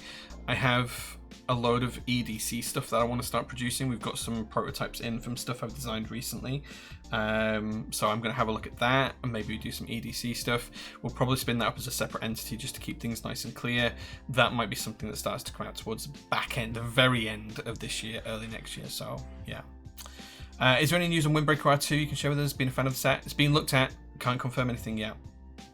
Do you have any advice on creating effective CVs? Yeah, kind of like the big thing for CVs is make it visually appealing, step away from doing job by job descriptions, and start implementing key deliverables. What have you delivered in your roles that have been worthwhile? You can list the jobs that you've had, but don't then put like 10 bullet points per job. Like 2008 to 2012 I worked at HSBC and I did this job, this job, and this job, and this job, and my responsibilities were all this. And then in 2012 I moved to Greg's and my job was this and I did all these responsibilities. Don't do that. Do what's been your key deliverables in each one. So you can say 2012 delivered, I don't know, let's say you worked for HSBC and you put in a new automated telephone system and it reduced call handling volumes by 10%. Put that in. Introduce new, IVR system to HSBC, reducing call volumes by 10%. Perfect. That's going to give the interviewer something to ask you about, and they're going to you're going to give them talking points. You're going to give them key achievements in your career and key highlights in your career that then gets them interested in talking to you. Now, one of the big things I did when I had a day job was I was hiring people constantly. Like half my life, I seem to have been interviewing people, and interviews can be really uncomfortable if you don't have anything to talk about, or you don't know how to talk about things that you're doing. And if you structure your CV in such a way that it gives them talking points, A, it's going to make them more interested in talking to you. B, it gives you a really easy way of putting in all of those kind of buzzwords that automated filtering things are looking for. Tasty. And C, it's kind of like different from everyone else's CV. Instead of blocks of text, it's kind of like a series of bullet points of key achievements. Put 10 or 15 key achievements on there that you've done that, you know, absolutely been the highlights of your career. And it doesn't have to be huge stuff. It depends on what kind of job you're going for. It could be, you know, simple stuff. It could be in-depth stuff. It really depends on what your career is in and what you've done. But those are the kind of things that always jump out to people who are doing interviews, you know, kind of like, oh, they did that. How did they do that? And because you told them you've done something, that just leaves them an obvious question. How? Every single interview is made up of a series of things, which I call the bums on goalposts. I'm going to draw this for you because bums on goalposts is probably not the PC way of doing it. But let me get my notebook out and just make sure I'm not showing anything untoward here. But bums on goalposts is kind of like a really key kind of way of handling any interview and any questioning or anything that you're doing, that kind of respect. Let's turn that off, browser sharing off. So bums on goalposts is questions, like the whole thing of like interviewing and writing a CV is made up of a few things. It's who, that's the first one. It's the what. It's the where. It's the why. It's the when. And it's the how. Okay? This is bums on goalposts. You've got the who, the what, the where, the why, and the when over the how. So it's bums on goalposts. This is all you need to remember. You've got the who, the what, the where, the why, the when, and the how. The how is the important bit. That's the bit you don't give away. Okay? You give away all of this stuff in your CV. And this is the bums on the goalposts. Think rugby posts, goalposts, right? Bums on goalposts. That's what you need to think. If you use anything in your life, use this, because this is really, really cool. In a CV situation, you give them the W's, you give them the bums, you give them those things, but you don't tell them how. And the reason you don't tell them how is because that opens up their interest in you. And it will mean, oh, I wonder how they did that. Or, you know, oh, they've told me what they did, but why did they do that? And how did they do it? So the how is how they can replace you. Maybe, but it's also why they might hire you. So yeah, bums on goalposts.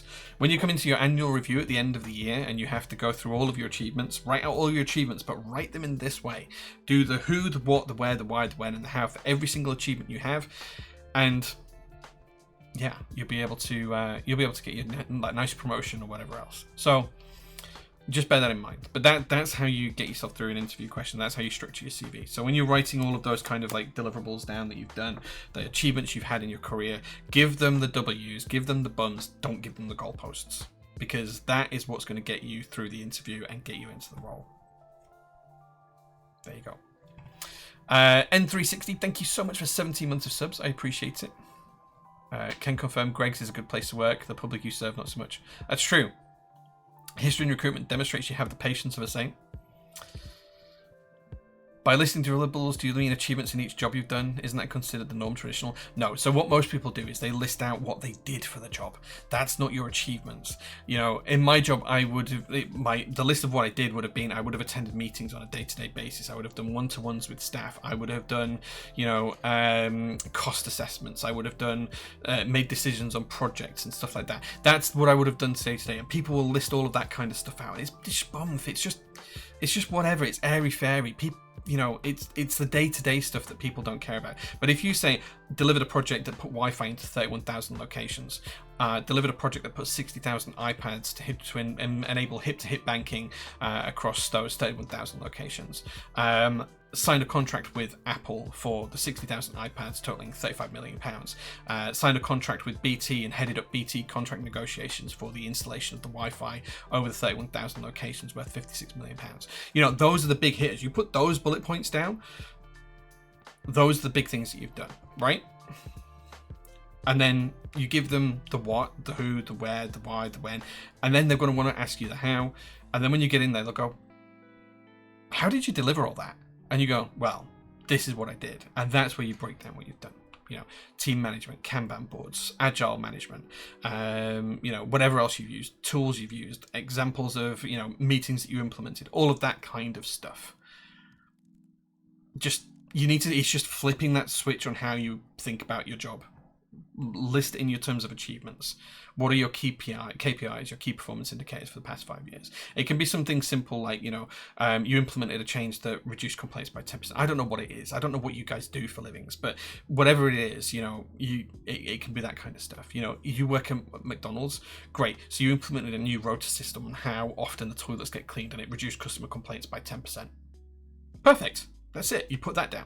They want to know how you did that. Well, what you did is you looked at the feedback. You understood that there was a problem. People were making complaints. You noticed that. You paid attention to that, and you figured out a way to fix it. And what did you do? You implemented that fix, and there was success. That's what you're trying to do. So, anyway, that's my just thoughts on it. Is that a Rhodia notebook? Yeah, it is. Yeah, I only use Rhodia notebooks. Love the pen. Thank you. It's solid brass. It's yeah, something I had custom CNC 5 or 6 years ago now. Great CV of advice. I recently wrote Friends, and she already has 2 interviews. Nice. Yeah, I'm always happy to look at people's CVs as well. Like, if you ever have a CV you want me to look at, drop me an email. Give me a couple of weeks. I will come back with some thoughts. I've seen so many.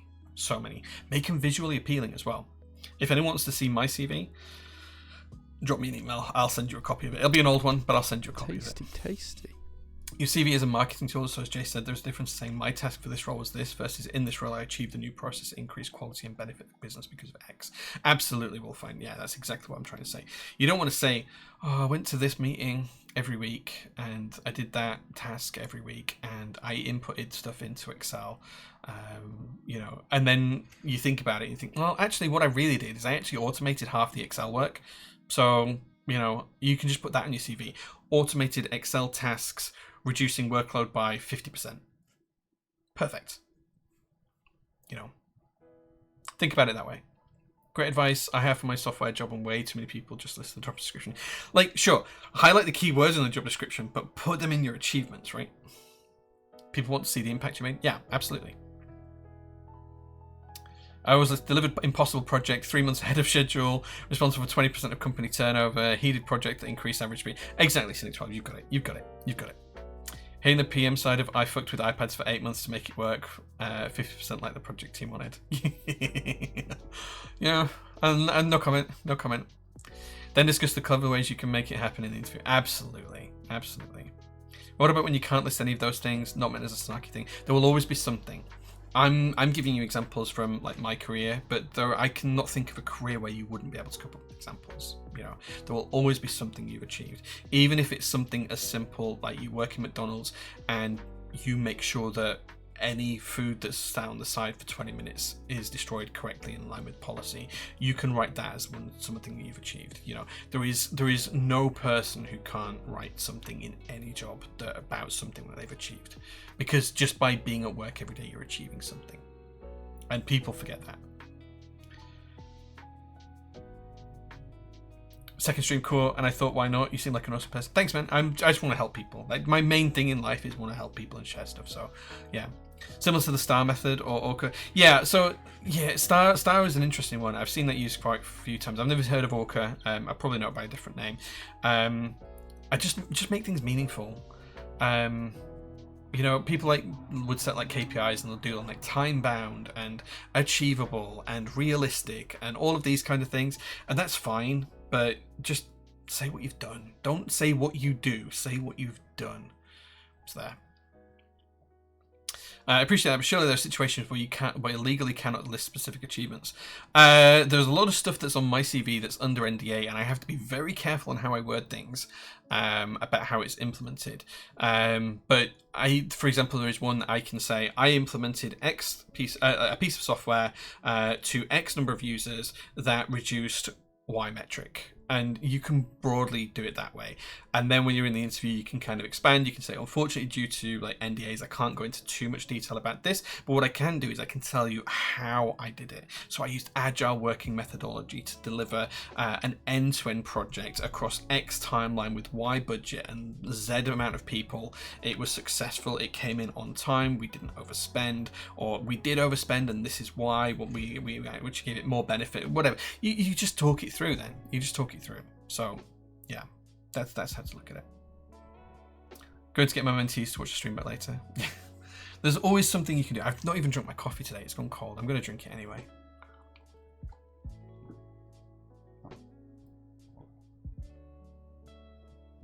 Okay. Objective, results, contribution, added value. Okay, yeah, it's basically the same thing as star then, right?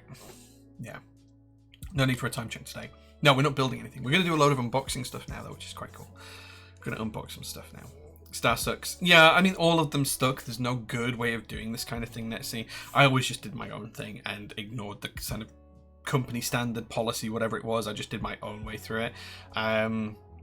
Because I can be a bit of a people pleaser and a bit of a doormat, that didn't do me too well in the first few years of my career. But once I got around a certain boss of mine, doors started opening and things got done in better ways. He kind of like held me back for a long time. I think I was making him look good, so he just kind of hid me away from everyone and no one knew I existed. And then once I managed to get out from under that shadow and move around, that's when things changed for me. So always be wary of that kind of stuff as well. Right, okay. Let's do some unboxing and talk about some keyboard stuff, because we did get some cool stuff over at the NK meetup, some of which I can share and some of which I can't. I was going to be wearing the t-shirt I got, which is really cool, but I can't share that. So some things I can share is we have an upcoming collaboration with Reggie, who is a good friend of Neflock, because he's making artisanal... Come on, camera. Focus, please. Come on, camera. Adiki, I saw you had issues with your camera last night. I'm having issues now. These are artisanal keycap pullers. This one is made of polished walnut, and it's super, super cool. He's also doing a range of ones with resin involved. So this is a maple burl wood with a pink resin that he made specially for me, which is UV reactive. Yeah, so these are made by Reggie. He's a friend of Neflock, and he's a part-time employee for Novel Keys. And he showed me these the other week, and I just thought they were amazing. These are made from turned wood, and they're just stunning. Look at the pattern in this. They're so good. They're so good. Nice flared base. Yeah, that's the first thing I said as well. But if you think about it, that's kind of what you want for a tool, right? You want to be able to hold it like this in your hand. It wants to be comfortable. And yeah, like this one's going to be Mel's and this one's going to be mine because we need them a lot. These are going to be coming in stock soon. We've ordered a batch of 25. They're all going to be different. They're all going to be kind of unique, and we're going to have them in stock and for sale on the website. I just wanted to show you these because I think they're super, super cool. Like, just to have something that's like turned wood like this. They just look phenomenal, right? Look how good they look. Look at how nice this burl is in here. It's just so cool. I'm kind of jealous of Mel's, but I do like a bit of dark wood. Make of that what you will. So I just wanted to let you guys know these are coming soon. They will be in stock. Reggie is going to start making them very, very soon. They're probably going to be more like this one than this one. This one is very much my personal one. But yeah, we're going to have them in stock, and they're not going to be cheap because they're handmade, and all handmade things are expensive, but you know, they're really useful, really cool, and just a little bit different, right? So yeah, a resin puller is sick. Yeah, it is. Yeah, clip it and ship it. I see how it is. So I wanted to show those with you. You'll see them on stream going forwards as well, because yeah. Let's just catch up with chat. The pullers are coming back. Yes, Neb. I think you might have seen them before at one of the previous NK meetups. The only good acronym in my company is the shit system. We have a shit system at PT as well. I'm not telling you what it is, but we do have one. It's always good to hear the advice you give out matches someone else with vast experience. Thanks, Wolfine. I appreciate that. I appreciate that. Good luck. Please research and learn about the company so you can make your answers real life for that company. Yeah, Netsy, if you're going for a new job, let me know if you need help with looking at stuff. I'm more than happy to take a look at your CV or anything. I'm more than happy to. Very nice. Yeah, like they came out so well, and like Reggie was showing me these, and I was just like blown away by the craftsmanship and the quality. And they're super smooth. Like he gets these polished to really, really cool levels of shine. You can see here this one's got resin still inlaid here where it's polished back, but super, super cool. Just really nice burls in the wood, resin to finish them off. Yeah, more coming really soon. What else do I have to show you? I have to show you some cool GMK stuff. So, I have forgotten one really important thing for this, but I'll show you later on. This is the meetup cap from Novel Keys Meetup. It's got Gator Run on it, and it's a 24 meetup, so that's going to be going in my personal collection. This is some more stuff from GMK. We also have one of these that you guys can win. I don't know how you can win it. I haven't decided yet, but if anyone would like this keycap, I don't know, like just tag me and tag Jay saying keycap, and I'll pick a winner, and we'll ship that out to you because it's got like Gator Run on it and the 24. I'll send you that because we've got a few of them. Some of these other things from GMK are some samples that we requested and some samples that are going out there. These are look, the camera doesn't like this at all. So this is super bright yellow. The camera does not like this at all, but this is kind of translucent, kind of semi see-through. It's also glow in the dark. This pink is fully opaque, but it's also glow in the dark. So I'll take some pictures of this and show you, but these actually glow in the dark keycaps, and we want to use this for some upcoming PT branded keycaps for the SPC. So I want to do some where when you become an SPC member, you get one of these with the PT logo on, but it's glow in the dark. So that's what we're looking at there. And then GMK have actually put that yellow into a keycap. So this is kind of like with the kind of like flow bit that they do where it's multicolored. This has come out really cool. And then of course they've got a red one as well, which is kind of like not glow in the dark, but it's kind of like a really bright, vivid red that they're using now with the flow through colors.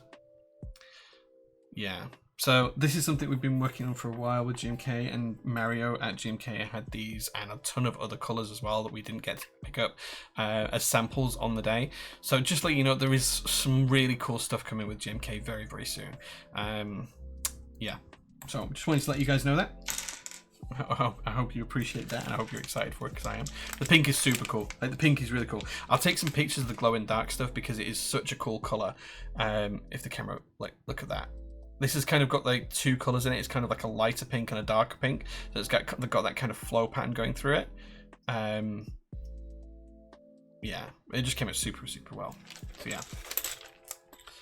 GMK only made fluorescent and UV colors by accident before. They did, now they make them on purpose. Just need to give me a shout if you need the rocket font. It's mottled. Yeah, that pink is ace. The pink is super cool. What else has arrived this week? We've also had this delivered this week. This is from Alpha Keycaps. And we've got a few keycaps in here. This is some artisans. First of all, I have the Parliament sticker, which I've been waiting for a long time, which has finally turned up, because I have a Keepora from the Parliament. We have the new Midnight Rainbow collaboration cap, and I'm going to talk about Midnight Rainbow in a few minutes because it is coming back and you will be able to buy it very soon. So that's the new tut for Midnight Rainbow, which has come out super, super well. There was also a tut for kind of like, I can't remember the name of this one. I'm not sure if it's on here. Oh, this one's called L. So yeah, so that's the colorway is actually called J on the other one, rather than Midnight Rainbow, but it is there. This one's called L, and this came out super nice as well. This is kind of like pastel colors and really, really, really nice. And then because he knows I'm a big fan of Eva stuff, I got a new Eva Keepora as well, which is really, really cool. Super, super happy with that and super stoked to have it. So yeah, so Midnight Rainbow coming back very, very soon. Camera, please focus. And there you can see the tut. It's going to get really dark as I get up to the camera because the lights are underneath it, but it came out super, super nice, and I'm super, super stoked with it. The colors are really cool. Colors are super cool. So yep, so those arrived this week. They'll go into my artisan collection probably tomorrow. What else did we get? I did get some more artisans as well. I recently had a win on the Bro Caps, which has been the first time in like donkey's years. And this is for the beige ones. So here we have a Brobot. This one is called Classic Beige Dark. And that's going to go with some really nice L9 sets. It's got really dark inset eyes. I don't know if they're a colour or not, I can't tell. But the really dark inset eyes are lovely. So I'm a fan of that. And then we also got a Bowsette as well. So this is again from the same colorway. This is Classic Beige Dark, but we got the Bowsette too, which is a really cute cap. If that's anything you're interested in. This one probably won't stay in my collection, but I'll be looking for some of the other caps in this collection. So if anyone wants to trade, please do drop me a DM because I'll be interested in trading the Bowsette for something else in the Classic Beige Dark colorways. So yeah, that's that. What else did we get? Oh, we got a sample of some switches. I haven't really tried these yet. These are bunny switches from waaayyyy. These have been... I don't know why it took so long to get these. I don't even know if anyone sells these, but I did get these. We'll use them in a build at some point. These are pretty nice. They're like a linear switch. I actually don't know what these are for, but they do come with little heart-shaped stuff as well. I only got the one set of this. I don't really know much about them, but I'll be using them on stream at some point soon. So yeah, yeah, they arrived. Also in the same package, I got some springs to test. I haven't opened these yet, but there's some springs, 18mm and 15mm. These are samples. I'm going to have to try them out. But again, these are from waaayyyy, so I don't know. What else did we have to show you? I also have the Air Pattaya keycaps. Now, we will be giving these away on stream next week. These are super, super bright, as you can see from the boxes. Really, really bright, even in the face cam, which is more color accurate, and these came out really, really good. So these are available in group buy right now, and this is like one of the first production samples. This is the numpad kit that I'm opening up here. These are translucent keycaps. Yeah, these came out really nicely. Look at that. If you like bright pinks and you like translucent, these might be for you. Now we'll give this set away next week on stream. We'll give these away to like a coffee subscriber or something next week. These are really, really cool. So we'll probably put them on a build that we do next week, and then we'll give them away afterwards. I'll show you the base kit as well, because this did quite really, really nice. Just in time for JCS Arabic, yeah. Which shows a little bit of your other artisan collections. Yeah, if you remind me towards the end of the stream, Manga Rocky, I will do that if I have time. So yeah, you go. You can see the whole base kit here. It came out really, really, really nice. Glossy, translucent, bright pink. What is not to like on these colors? Like, they're just so cool. Super cool. So yeah, that's those. Those on the Ruby Cycle 8 would be so nice. Yeah, we can probably put them on the Cycle 8 next week if you remind me, Newfie. If you make that suggestion next week, we'll do that. I'm not sure what we're building next week yet, but we've got like quite a few boards to build. So have a look at that. So for this, I've got the base set, I've got the novelty set, and then I've got the numpad set as well. So that's really cool. Super bright packaging, pink and blue. What's not to love? Just running out of space here on my little desk. We also now have if you've seen the Doys pad and the Doys keycaps, we also now have a full set of the Doys keycaps as well. So these are going to come out pretty soon. I think we're going to be buying these for in stock. So if you kind of like that old typewriter look, this is kind of what's going to be available. They're kind of a little bit like SLK Dessau, but slightly different in terms of how the keycaps are profiled. The people that we've spoken to who bought the blank sets have really liked them. There's kind of limited compatibility at the minute, but we're going to offer these as well because these look really, really cool.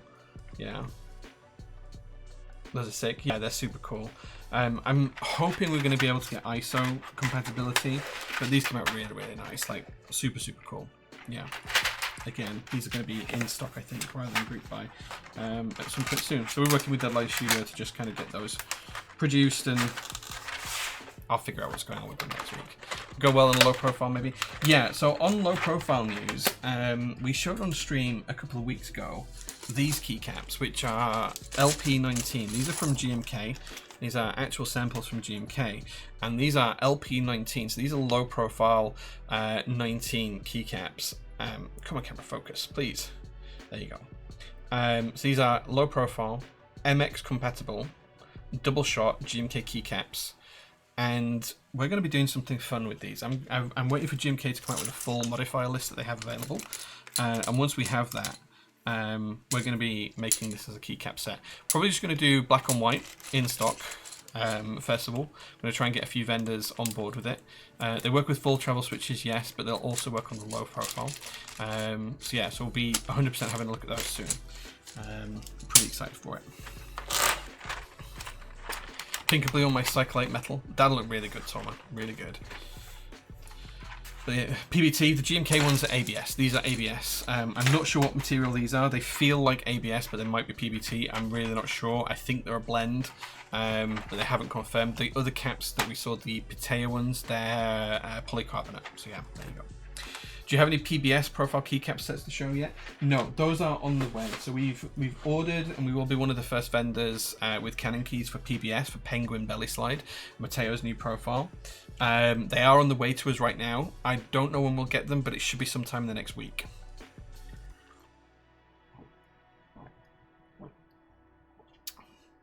So yeah, we'll have Penguin Belly Slide as soon as we can. I did get to chat with MVKB at Max Volta at the NK meetup, and he did have some Penguin Belly Slide keyboards with him on a well, on one of his keyboards. I'll let you guys guess which one it was. They actually felt really good, almost kind of chalky to touch, but in a really nice way. If you guys have ever tried Hagoromo chalk, that's kind of what they felt like. Not actual like cheap crap chalk. So yeah, they felt really good. I'm pretty excited to get them in stock here, and we'll be putting them in stock and having I think we'll have a special offer where we're selling them at a loss for the first time, but just to keep them going. It was on the Raw event horizon, yeah. But Penguin Belly Slide, it feels great for a uniform profile. Pretty excited for it. So yeah, we'll have those in stock relatively soon. I'm not sure when we're launching them, but I think UPass is waiting until all the vendors receive them. We should be getting ours this week, I think, and then other vendors getting them very soon. So we'll go live at the same time as UPass does Canon keys, and we'll have those in stock. So I'm pretty excited for those. Okay, next thing I have to show you is something we'll be unboxing next week, but I'm going to show you it now. Because I was there with Omnitype, Garrett was kind enough to give me an IRL edition of the Bauer Light. Now, this is really cool because you can only buy this, or I was gifted this, and we will be giving it away once I've built it. So we're going to build it, use it for a little bit, and then give it away. I don't keep anything I'm giving for free. So you can only get this if you visit an Omnitype stand in real life at a US meetup. So that, as far as I know, there's one in Europe because Joran from Clacky Keebs bought one, and there's this one. So as far as I know, those are just the only two in Europe, unless anyone else has been over there and bought one. But that's a really cool idea, right? Just having an in-stock only keyboard, only available in real life. I think we want to kind of do something the same. I like this idea. I told Garrett I'm gonna steal the idea from him, and we're gonna do something similar. We're gonna have a product you'll only be able to buy from PT at meetups in the UK or wherever we go in the world. So yeah, we're gonna do that. And then the final thing I have to unbox and show you guys is this. Now I'm going to put this here, and I'm going to see if anyone can guess what this is. Now I'll tell you now, this is not keyboard related, but just based off the box, a funny unicorn, noble qualities, kind and pure. Can anyone guess what this is? Can anyone guess what this is? So just have a proxy and go in real life for you. I mean, you could do that, but yeah. The Bauer Lights are Ancioni, yes, yes. It's not coffee, it's not soap, it's not Glock, it's not bath bombs, it's not makeup. Looks like a Lush Mega Mix. I get that, I understand why you've said that, but it's not soap or anything else. It's not Belle Delphine. It's not a Tactical Nuke. We have the Bauer Lights in stock, Average Joe, so you can pick them up from the website as well. They're in stock right now. I can show you that really quickly. Oh, I was already on the right one. We have the Bauer Light in stock right now. View all. Where is the Bauer Light? We've put so much in stock recently. There we go. You can pick it with Bowlight. That orange in real life there, this pops so well in real life. This color here is so good in real life. Look, that's really close to how it looks. Stunning color in real life. If you guys do want a Bowlight, they're really cheap. They're 115 quid. And we've got them in loads of different colors. So the Cosmo ones are en route. They'll be available soon. But all the other colors are there. And we've got some more colors that we're going to restock as well. So if you want a Bowlight, they're pretty good, so pick one up. Painter kit, no. Is it sweets? No. It's not candy. It's not my farts. It's not a funny unicorn. It's not coffee. It's not a donkey masquerading as a unicorn. No. It's not a Glock. It's not tea. It's not fancy biscuits. It's Jay's coffee drip tray water from his coffee machine. No. It's not a felting kit. No. So, as you guys all know, I'm into different types of clock. I have a Nixie tube clock in my keyboard here. I have Nixie tubes behind me. I also have like a flips black clock there. This is kind of like a digital version of this. So this is not what I expected to be in this box. This box really, really confused me, but such is the life for an AliExpress special. This is basically a PCB and you have digits of the clock that stand up here and they tell the time, and instead of a Nixie tube having all the different filaments in there, this kind of has the numbers etched into, these are all 8s, look, etched into acrylic. This is a really, really cheap clock kit. We're going to build this on stream at some point soon. It shouldn't take too long because it's almost all built. There's just a series of standoffs and stuff to put together and some instructions to follow. But yeah, it's a clock kit. This really confused me because I was like, what the hell is that? I have no idea what this is.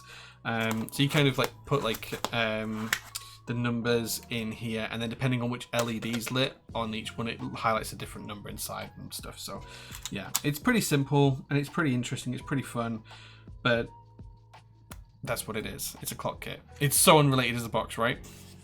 It's so unrelated. I can't remember exactly what this is called. It's not as cool as like the Nixie tube clocks, but it's still a cool little fun project that we're going to have to go building on stream soon. So yeah.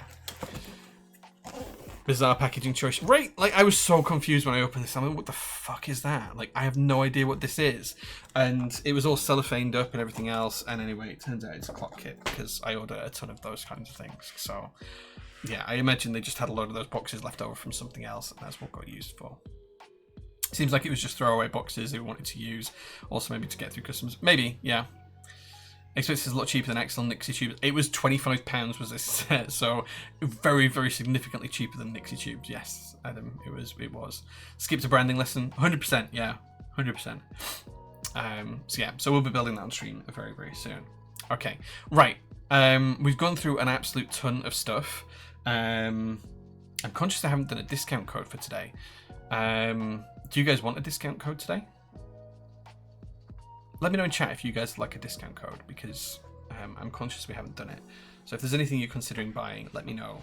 And as long as it's been in stock for like a while, we'll give you a discount code for something, like whatever seems popular. You guys suggest things and I'll have a look at it. And then once we've done that, we'll take a look at all of the latest ICs on my unread page of Geek Hack and see what's coming up that looks cool as well. Looking at in-stock keycaps. Anything in particular, Toma? Anything in particular like a discount? As long as it's not something that's only just gone into stock in like the last 2 weeks. SW Dolch? Dude, they're like 20 quid cheaper than any other vendor worldwide. You're not getting a discount code on SW Dolch. Like no. No. That's already so cheap. Like, SW Dolch is like what? Hold on. In-stock products, keycap sets, SW keycaps. Guys, they're 40 quid including VAT. Like, I can't give a discount on those. They're ridiculously cheap. Like, if you go to Swag Keys, I bet they're more expensive. And bear in mind that this is the maker of them. SW Dolch. Let's have a look. How much is SW Dolch? Look, they're $50. $50 without VAT. So what's our price without VAT? £33.33 without VAT. $50 in GBP. What is that? £39. They're already £6 cheaper than anywhere else. Already £6 cheaper than anywhere else. I don't know if anyone else in the UK stocks SW sets, but I imagine if they do, they're not 40 quid. So yeah, I can't give you a discount on those. Sorry, can't be done. £40 bargain, 100%. Discount on GMK Boulder. Can DCS Guardian be cheaper? Okay. Do we still have Boulder in stock? I thought we'd sold out. I'm surprised we still have this. Yeah, we only have the Norda UK set for Boulder. If you want a discount on the Norda UK kit, we can do that. But that's the only kit we have left available. Like, I appreciate that's like 70 odd quid, so I can definitely do a discount on that. We can probably knock like 20% off of the Boulder Norda UK set if that's what you want. DCS Guardian, we can do a discount on DCS Guardian. That's been in stock for a while. Let me have a look at creating a discount today. We can probably do 20% off for a few different things. So let me do that. Amount of products.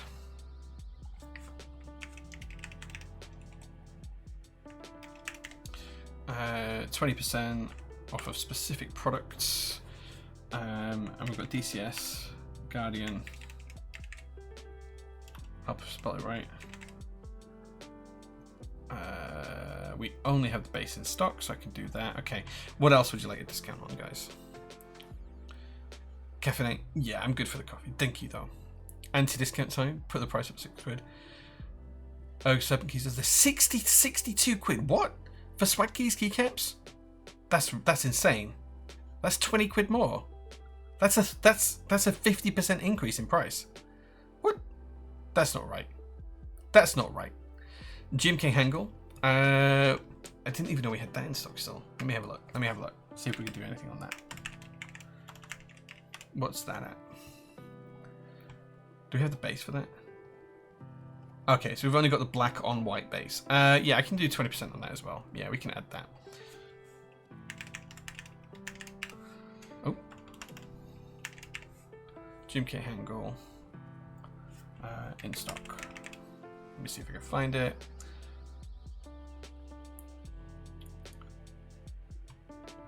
Yeah, we've not got many of those left either. I don't mind adding that on a discount. Cool. Okay, so there's the black on white Tangle set, and there's DCS Guardian. We're going to do 20% off. Anything else you get some discount. GMK Coral, 100% do a discount on GMK Coral. Bear in mind, you guys, you'll only have until the end of the stream to make these purchases, because then it'll stop working. GMK Coral R2 in stock. We only have base and space bars for that, so I'll do the 20% on both of those. That's nice and easy. Classica, I can do 20% on Classica as well.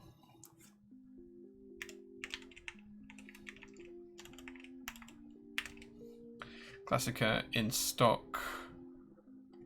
Cool. Okay, there's quite a few discount codes. So this works for in stock sets. GMK Classica, GMK Hangul, DCS Guardian, and GMK Coral R2.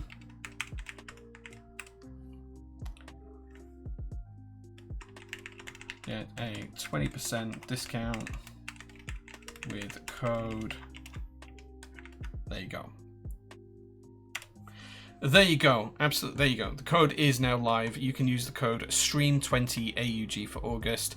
STREAM20 August. That will get you 20% off GMK Classica, GMK Coral R2, DCS Guardian, or GMK Hangul R2 until the end of the stream. So there you go. I'll be turning that off as soon as the end of the stream. What was the DCS set? It's DCS Guardian. So I've typed it into chat. I think Jellymaster's just pinned it. Yes, he has. There you go. Pink on Navy sold out. That went a long time ago. 7 keys for full price SWR actually £62 on sale right now for like £52. That seems insane to me. Like if we put them on sale, it'd be stupid cheap. They'd be like 35 quid. That seems insane. The piece that came with being all out of keyboard funds for the month, no danger of an impulse purchase. What are your favourite desk mat designs at the moment? My wife's favourite one is Favourite Things. She just discovered that the other day because she came to the PT workshop. So she really likes that. I've been using this, which is the Liquid Blanche desk mat. I really like this. I've actually got it upside down. The dark bit's supposed to go to the top, but I like it at the bottom just because that's how I like it. And it doesn't really matter. And then other desk mats, the Fever Dreams ones, I've always liked those. They've been selling out quite quick, and we've only got the dark ones left, which are the monochrome ones, which are really good. But yeah. You're so kind with the community with your prices. Being the biggest UK vendor, you could take advantage of everyone, yet you don't for Brexit. Yeah, I hate Brexit, but thank you, dude. Like, just remember, if you're in the EU, you'll see all of the... If you get to check out, you'll see all of the import costs, and you'll pay them up front at PT. So yeah. Sour Mats and Chef's Keys. The Sour Mats are great, actually. The Sacred Dark one, amazing. Yeah.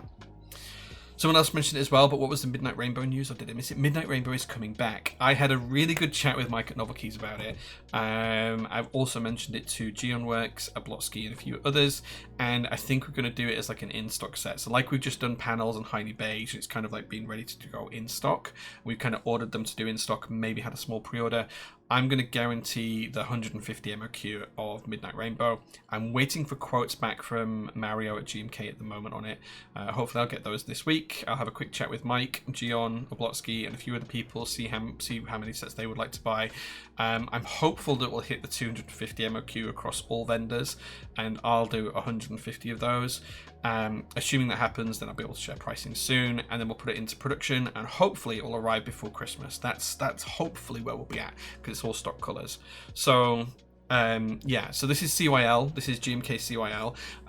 I will be getting quotes as well for MT New.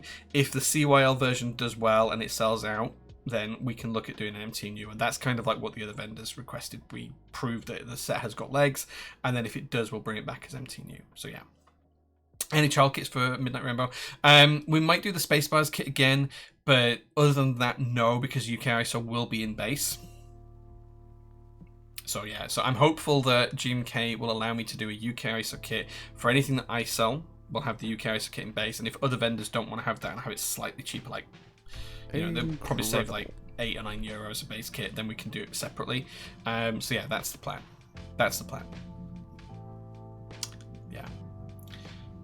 But Midnight Rainbow is coming back. So yeah, I need to come up with some new artwork design. I might have to hit up Tim, because I've got an idea for what I want to do for the packaging.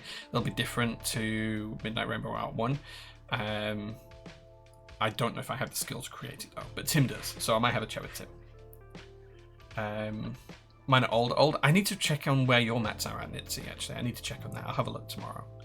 Do you have these desk mats that are in stock on your desk? Yes, I do. They're in stock right now. There's only 2 left, I think, but they're Liquid Polarity, and this is the Liquid Blanche one. So yeah. Just got my GMK Stealth Hood desk mat, pretty happy. Dude, we sold those ages ago, Neb. You should have messaged me. I'd have sent you one like 2 years ago. We had those before we moved workshops. And we moved workshops in October 2021. No, December 2021. 22 to 23 to 24. No, 22. We've had those at least 2 years, so yeah. We'll be insane if you don't hit MOQ. So I'm gonna I'm gonna hit MOQ, okay, at 150. I'm gonna order 150 Midnight Rainbow sets. My hope is that the other worldwide vendors will help us get to 250 MOQ, but we're not gonna do it in group buy. So yeah. So yeah, that's the plan. Is it still likely to be a Q3 group buy for JO1 FE and O3? Yeah, so we're still aiming for late Q3. It might slip into Q4. The latest prototypes for the JO1 FE are on the way to me. I will be sharing them with you next week, assuming they arrive. I'm very excited because those will be the final colours, and they're pretty cool if you ask me. Assuming those are good, Alvi, we'll open the pre-order as soon as I've paid for production. So it's not going to be a group buy, it's going to be pre-order. I'm going to pay for production up front, and then you can basically buy them off the production run. That's how we're going to do it, so yeah. Just got my GMK Pharaoh from Desk Hero 3 years after the group buy. Okay, like, I know some group buys take a long time, but like within a week of us getting stuff, it shipped out. Like, it's so rare we have stuff here for longer than a week. GMK sets, they come and they go around the same day. Like, if we get the GMK set on a Monday, I can guarantee it's ready to go in stock on the Tuesday, because we just shipped them all out between the Monday and the Tuesday. So yeah. GMK Art Desk Mat, not biased. Dude, fresh. I don't know if you watched my streams then, but like the GMK Art Desk Mat was on my desk for so long, both the dark and the light variant. Like that still is on my desk constantly, because it's just so good. Like if you go back and watch historic streams, it was there for maybe 8-9 months, and they just disappeared when they used to get washed. So yeah. Any big differences between the original Midnight Rainbow? Some slight kitting changes, but nothing major. The colours were all remaining the same. So yeah, so it's just going to be the same. Fun fact as well, when Novelkeys opened up their store, not this Friday, just gone the previous Friday, there was 2 base kits of GMK Midnight Rainbow they found in the basement. They put them in stock and both of them sold out in next to no time. It was quite fun. That made me really proud. I didn't get any royalties for GMK Midnight Rainbow. That might change this time around, but yeah. Liquid Modern Deathmat in that set is great too. Yeah, it's nice as well. Yeah, that grey tease in the Discord looks amazing. I'm excited to share what they look like. Do you think you'll run broken in switches? We tend not to do because other vendors already do it, and I hate stepping on other vendors' toes. So if another vendor's already doing it, then I tend not to. They also don't sell well, and they're expensive, so. Like, it's just easy for people to get a break-in service done. Like, those services exist, and that's generally easier than, you know, buying them pre-broken in. A fresh might be another new MT new set coming up very soon. Very excited about it. Excited. Drop me a message if I haven't already seen it. I might have already seen it, actually. If I haven't, drop me a message, because I'd be interested in that. More MT new, the better. I love that profile. It's so good. It's so good. Right, okay. I had to correct it. Ordered the Deathmat for collection. Nice. I know I saw that. Very flattered you rocketed for so long. Thank you, man. Thank you. Yeah. I still got a new inbox spacebar kit for Midnight Rainbow. Always buy the spacebar kit. Always buy the spacebar kit. Yeah. Midnight Rainbow looks awesome, dude. Very glad to see it coming back. Must be amazing a designer too. I'm not a designer. I'll be honest. Like I get told by designers that I am not a designer all the time, and I kind of agree with them. I'm good at coming up with ideas for things that I want to produce. I generally then need a designer to take that idea and make it a real product. I'm great at the production stuff and actually getting things made. I'm not so good at being creative. So, yeah. What are your thoughts on the addition of the silver flakes for Future Fun Car 2? It's a great step. Like, if you haven't seen, I don't have any to hand, but if you have seen those GMK caps with the flakes in up front and up close, they look so good. They look so good. Have you seen the Nixie Tube watches? Yeah, I have a Nixie Tube watch. Yeah. Yeah. I have an Nixie Tube watch. Creative brains. My brain runs at 1,000,000 miles an hour constantly. I have new ideas for stuff all the time. It's like, Harry, when we're talking about the magazine, the key source, and we're coming up with ideas, like I could give you 1,000,000 ideas on articles to write. I would be terrible at writing them, though. I'd be so bad at writing them. Like, people would just not want to read what I could write. Like, you can look at some of my historic blog posts on the Prototyper site. Like, no one would ever want to read those because they're just terribly written. Like, yeah. But coming up with ideas for things to write, like, I can come up with 1,000,000 ideas. I could give you enough ideas in the next 2 weeks to see the key source out for 5 years. Like, seriously, I could probably come up with that. Not all of them would be great, but a lot of them would be good. So yeah, I'm very good at that kind of thing, and I'm great at coming up with ideas that I can then cull. So I'm not afraid to think these are my 10 ideas, but 8 of them are terrible. Like, I'm not afraid to just cut them and just forget about them. And as soon as I've done that in my mind, they never come back up again. Like, they just flit in and flit straight out because no, it's already been culled. But yeah, there's a lot of stuff that I want to do. Some stuff might be enabled from some conversations with some very talented designers in the past couple of weeks. But I'm not a creative person in the slightest. I'm a productive person, if that makes sense. Not creative, but productive. They're not creative ideas, they're just ideas on what things you can do. Like, I'm great at the ideas, but I'm not necessarily great at doing the doing for the ideas, but I'm really good at the implementation of those ideas, if that makes sense. GMK Nip, a pink set with homing bump on every key. Of all the people, Adam, to come out with that, you are not the person I think would come up with that. Like, that's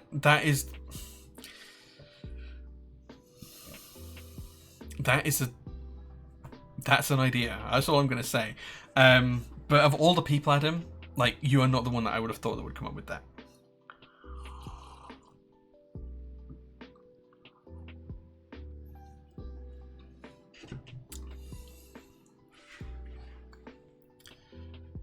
Don't regular sets already come with the usual number of nips? Well, nipple homing is kind of a rare thing.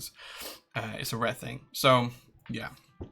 Is there a timeline for PBT fans, Emma? Yes. So we've been told that it's going in stock tasty. on the 31st of August at KBD Fans. Now, our sets have been paid for, they've been produced, and they are almost ready to ship to us. KBD Fans is going to ship them to my Chinese warehouse the week before they put them live. I have no time to get them here to the UK to match their live timeline for in stock, because if I airship them, there's like I'm making a loss on every set.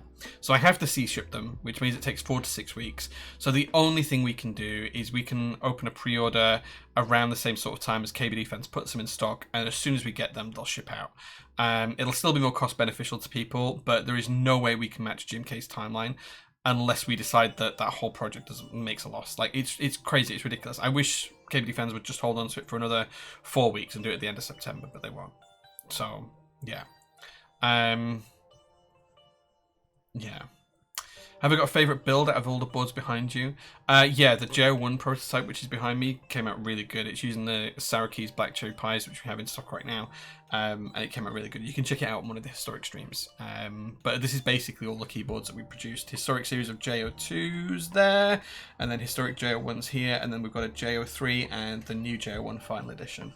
And they'll be on the stream next week as well, because I'll have the new prototypes as well with the final finishes that we're going with. So, yeah.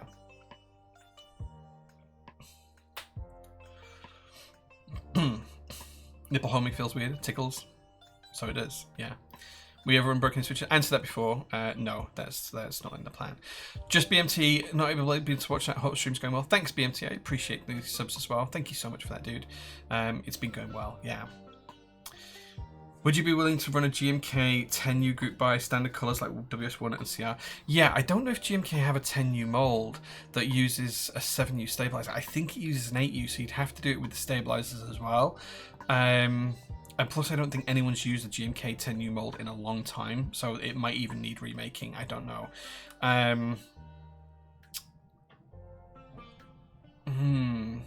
So Dynamics, I would be interested in it, absolutely. I'd need to sit down with GMK and work out what was doable. If you have an idea, I can do it. I mean, that's not the sort of thing we do, like, you know, royalties on, because it'd be so cheap we wouldn't make any money on it. But we can have a look at doing something like that if you're interested, and maybe get some free kits or something. A fresh, yeah, I wish KBD Fans would wait for everyone. It's just so frustrating, right? Because I want to sell it in stock and have people excited for it, but I can't. And what's going to happen? And I know what's going to happen because it happened with every other KBD Fans set. They're going to put it in stock, and we're going to put it up for pre-order, and everyone's just going to go buy it in stock from KBD Fans, and I'm going to end up with stock that never sells out because they've just kind of jumped the gun on everyone. And I know why they're doing that from their business preservation perspective, but it just sucks for all the other vendors because they decide this after we've already invested thousands and thousands of dollars with them. So, yeah, it's frustrating, but it is what it is. Okay, right. Before we finish the stream off then, don't forget guys, you can use a discount code on those in-stock sets only until the end of the stream. Let's take a look and see what's happening in the world of Geek Hack. So this is Geek Hack. Let me make this slightly bit bigger. Let's see what's happening. Let's have a look at the summit. What's the summit? Have we looked at this? Flurples. Pinnacle typing experience estimated at $200. First and foremost, Summit's access pieces will be offered in 2 options: sandblasted brass and stainless steel. That's impressively cheap. Oh, I see. It's very, very simple design on the case. Not keen on these screws here. That kind of feels a bit weird. Gummy O-ring mount. That's cool. HHKB only. Is it true HHKB or is it MX? So it's MX HHKB. It's not true HHKB. But yeah. Tasty, tasty. Fresh, thank you so much for the Prime sub. Yeah, polycarbonate HHKB, how daring. Yeah, stepping on Nobao's toes a little bit, I guess. I mean, it's cheap, but it looks nice enough. It's not going to sound great with the polished stainless steel, though, I don't think. Oh, the brass looks better. This looks better. Yeah, the brass is cool. I think you could definitely get rid of these screws on the underside of the case, though. 100% get rid of those, hide them better. PCB, MX, yeah, it is MX HHKB, not true HHKB. True HHKB, one of the blockers is larger than the other, so... Yeah, tray mount, okay. Proprietary PCB for wing-keyless HHKB dropping out anyway kind of makes me wish it just made it 6U. It should have 6U. Does it not have 6U? No, it doesn't. There's no layout, is there? I don't see any layout of the PCB, yeah. But 6U should be good. Interesting. Okay, I think it's fine. No ISO support. Yeah. It'd be fun to do a HHKB with ISO support though. I've always built them like that in the past. Okay, interesting. Not sure on that one. I talked about this a couple of weeks ago. I really like this. I think Enno was in the chat earlier on. We're going to be vendoring for this, I think, now. I don't know if that's been announced or not yet, but like super happy. No, not listed yet, but yeah, I'm sure Enno will update it at some point. There was a layout further up. Layout was near the top. Okay, well, I've gone past it now. What else have we got to look at? GMK White Devils. Oh, this is fun. Okay, didn't like that. This is fun. Interesting. White Devils. This is kind of interesting. I kind of like this. Lots going on here. It's a very busy set. Lots of pad printing needed for this, but that's like tribal or micline anyway. It's good to see that getting more use. That's an interesting set. I like that. What's this based off? Okay, civilian. Does it have ISO support? Yeah, ISO, basic ISO support. Okay. I mean, to be honest, with something so busy, UK ISO support wouldn't really be true to it. I kind of like this. I kind of like it. Yeah. I like how busy the keycaps are. Is this Gundam related? Is that what it is? Must be, right? Oh, the Decimat's cool. That's really cool how the keyboard sits in the frame here. I like that. Well, we should do more Decimat's design where the keyboard has like a framed area to sit. That's a cool idea. Oh, it's based off the Lego. Oh, I see. Yeah, okay. Wait, is that Lego? Oh, it's just some injection molded stuff. Right, okay. Watching the show. Oh, it's based on a show. Okay, I just don't know the show, but yeah, okay, I like it. Waiting on a GMK sample, but reaching out to two of the dice manufacturers. It will all depend on the quality of that. I think it should be GMK with the pad prints. Oh, it's ARC. Okay, cool. Yeah, okay. Right. Cool guy. Yeah, we've worked with him before. Nice. Gundam things stuff is really cool. UK so is in the civilian set if it makes it. Cool. Okay. We'll follow the trend of other Gundam sets. Yeah. This is giving me a migraine. That's fair. Like, it's not for everyone. I get that. Lego. So, do you know what it looks like? There was a series of space Lego in the 1980s. Let's see if we can find it. It came with, like, cornflakes, I think. Cornflakes, Lego 80s. Let's see if that brings anything up. Space. I'm pretty sure it was cornflakes. My grandparents used to get it for me. And it was kind of like a weird Lego. It kind of had like some different things to it, but it just reminded me of the colours.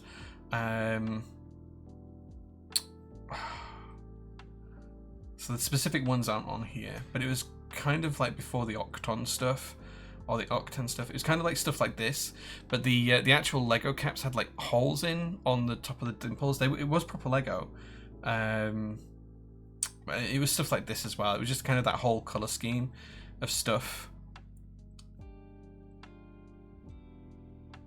Yeah, it was all like it was all this kind of stuff. You can see why I thought it. You can exactly see why I thought it. Like, it's obvious.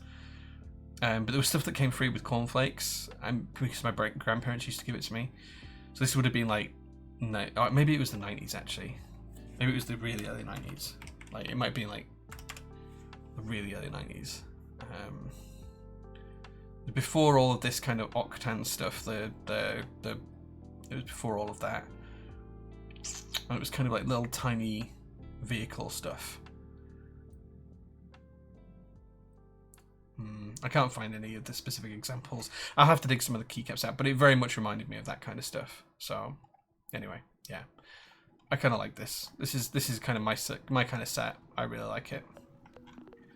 Do you see the team of GMK Midas? No, I didn't. If you have a link, I'll have a look. Cool Decimat for sure. Mods ban this streamer.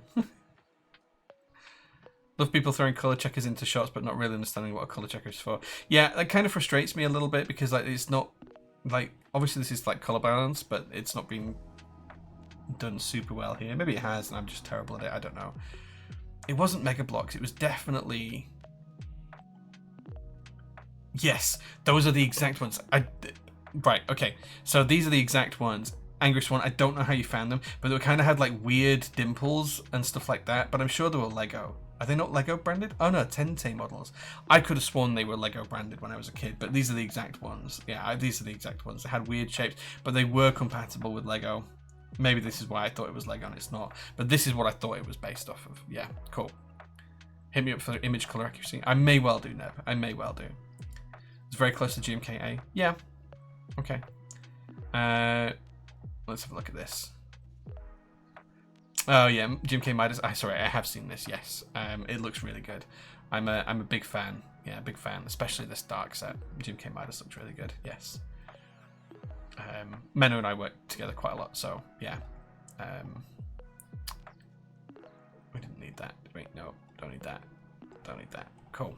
Okay, cool. What else have we got going on? White Devil. I liked the Silmarillion. This keyboard or key set? Key set. Like, I'm a big Tolkien fan. But like Drop has like the kind of like the elvish stuff down, right? They have all the elvish stuff down. I'm not a fan of the spacebar, but this is just standard elvish, right?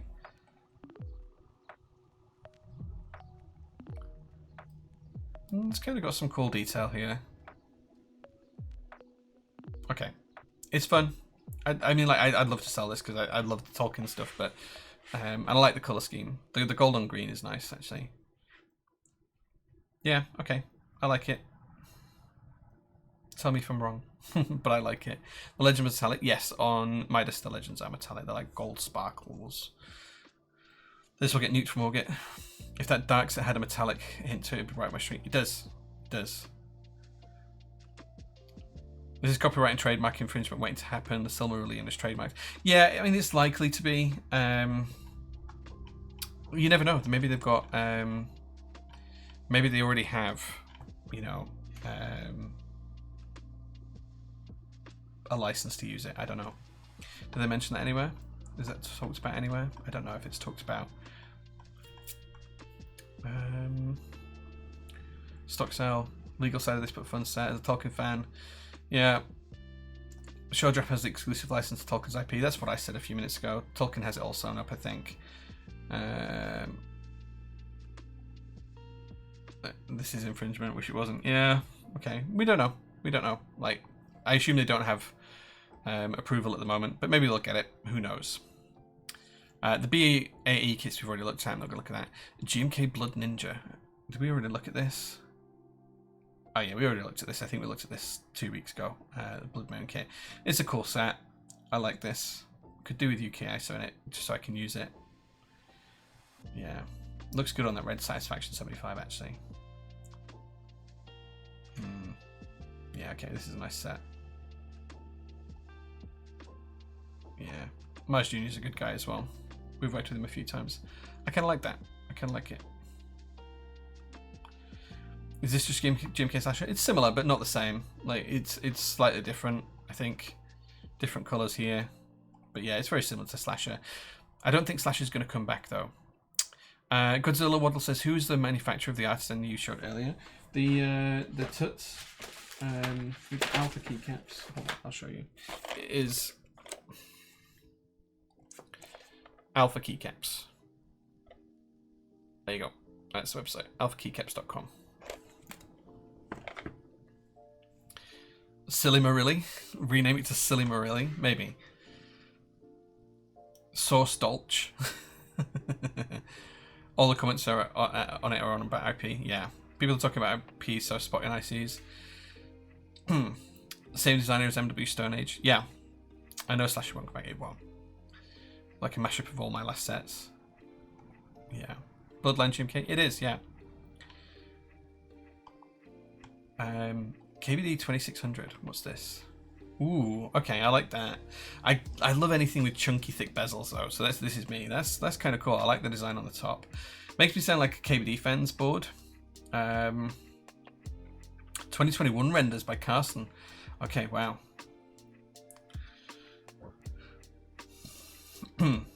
Okay, so the files are public. Interesting. I like this, you know. This is a cool design for a keyboard. I like the fact that the front is like recessed. That's nice.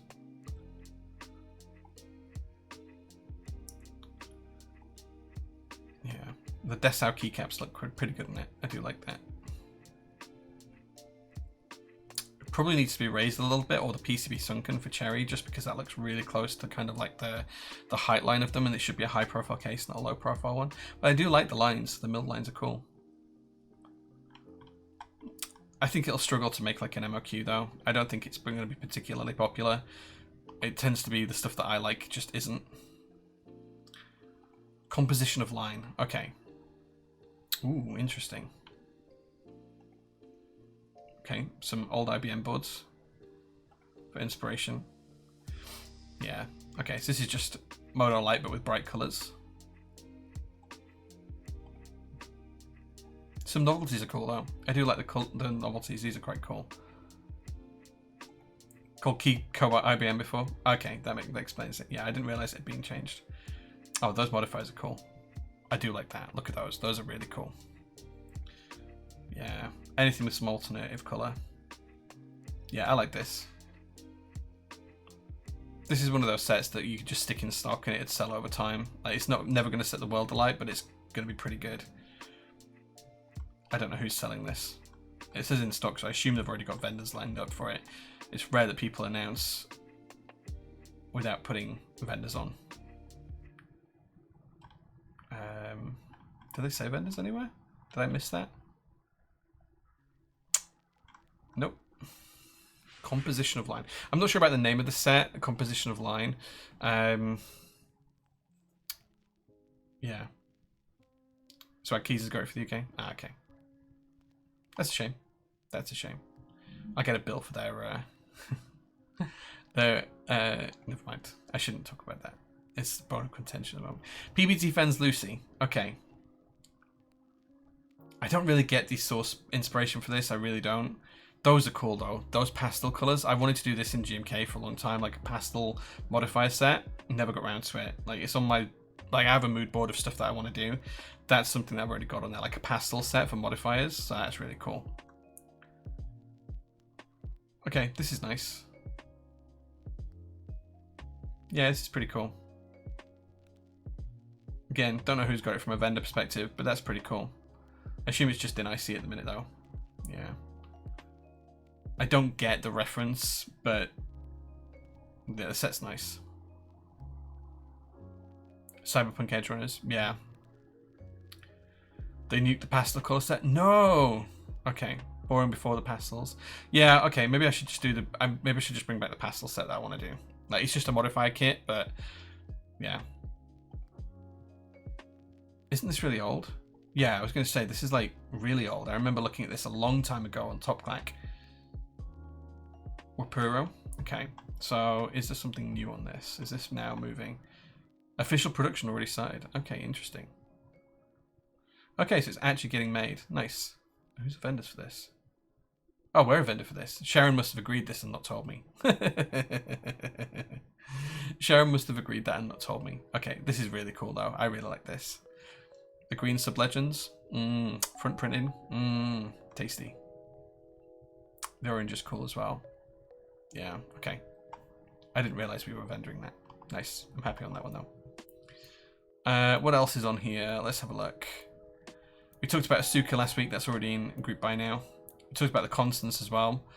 We talked about the Hyexa Prism. Did we talk about the Prism? Oh, it's oh, this is the ZMK one, right? The low profile keys. Yeah, okay. Yeah, I think we did talk about this one. Oh, no, we didn't talk about this. It's only just gone live. No one's posted on this. Bottom mount-ish. I mean, it is bottom mount. Look at it. It's bottom mount. It just goes. Yeah, that's bottom mount. It needs to be more information on this. I'm not even going to review that because there needs to be more information on it. Verdigris we talked about before. 075 V2 completed a new mount. Another one from Casera. Okay, I know which board this is. I do like the side profile of this board. It is really nice. Oh, is this the one where it's like stretched out like the bridge for the mount style? It is, isn't it? Yeah, okay, I know which one this is. Yeah, I do like this. This is kind of a cool idea. I'm interested to see how this pans out in real life. It's like tension mount, I want to say.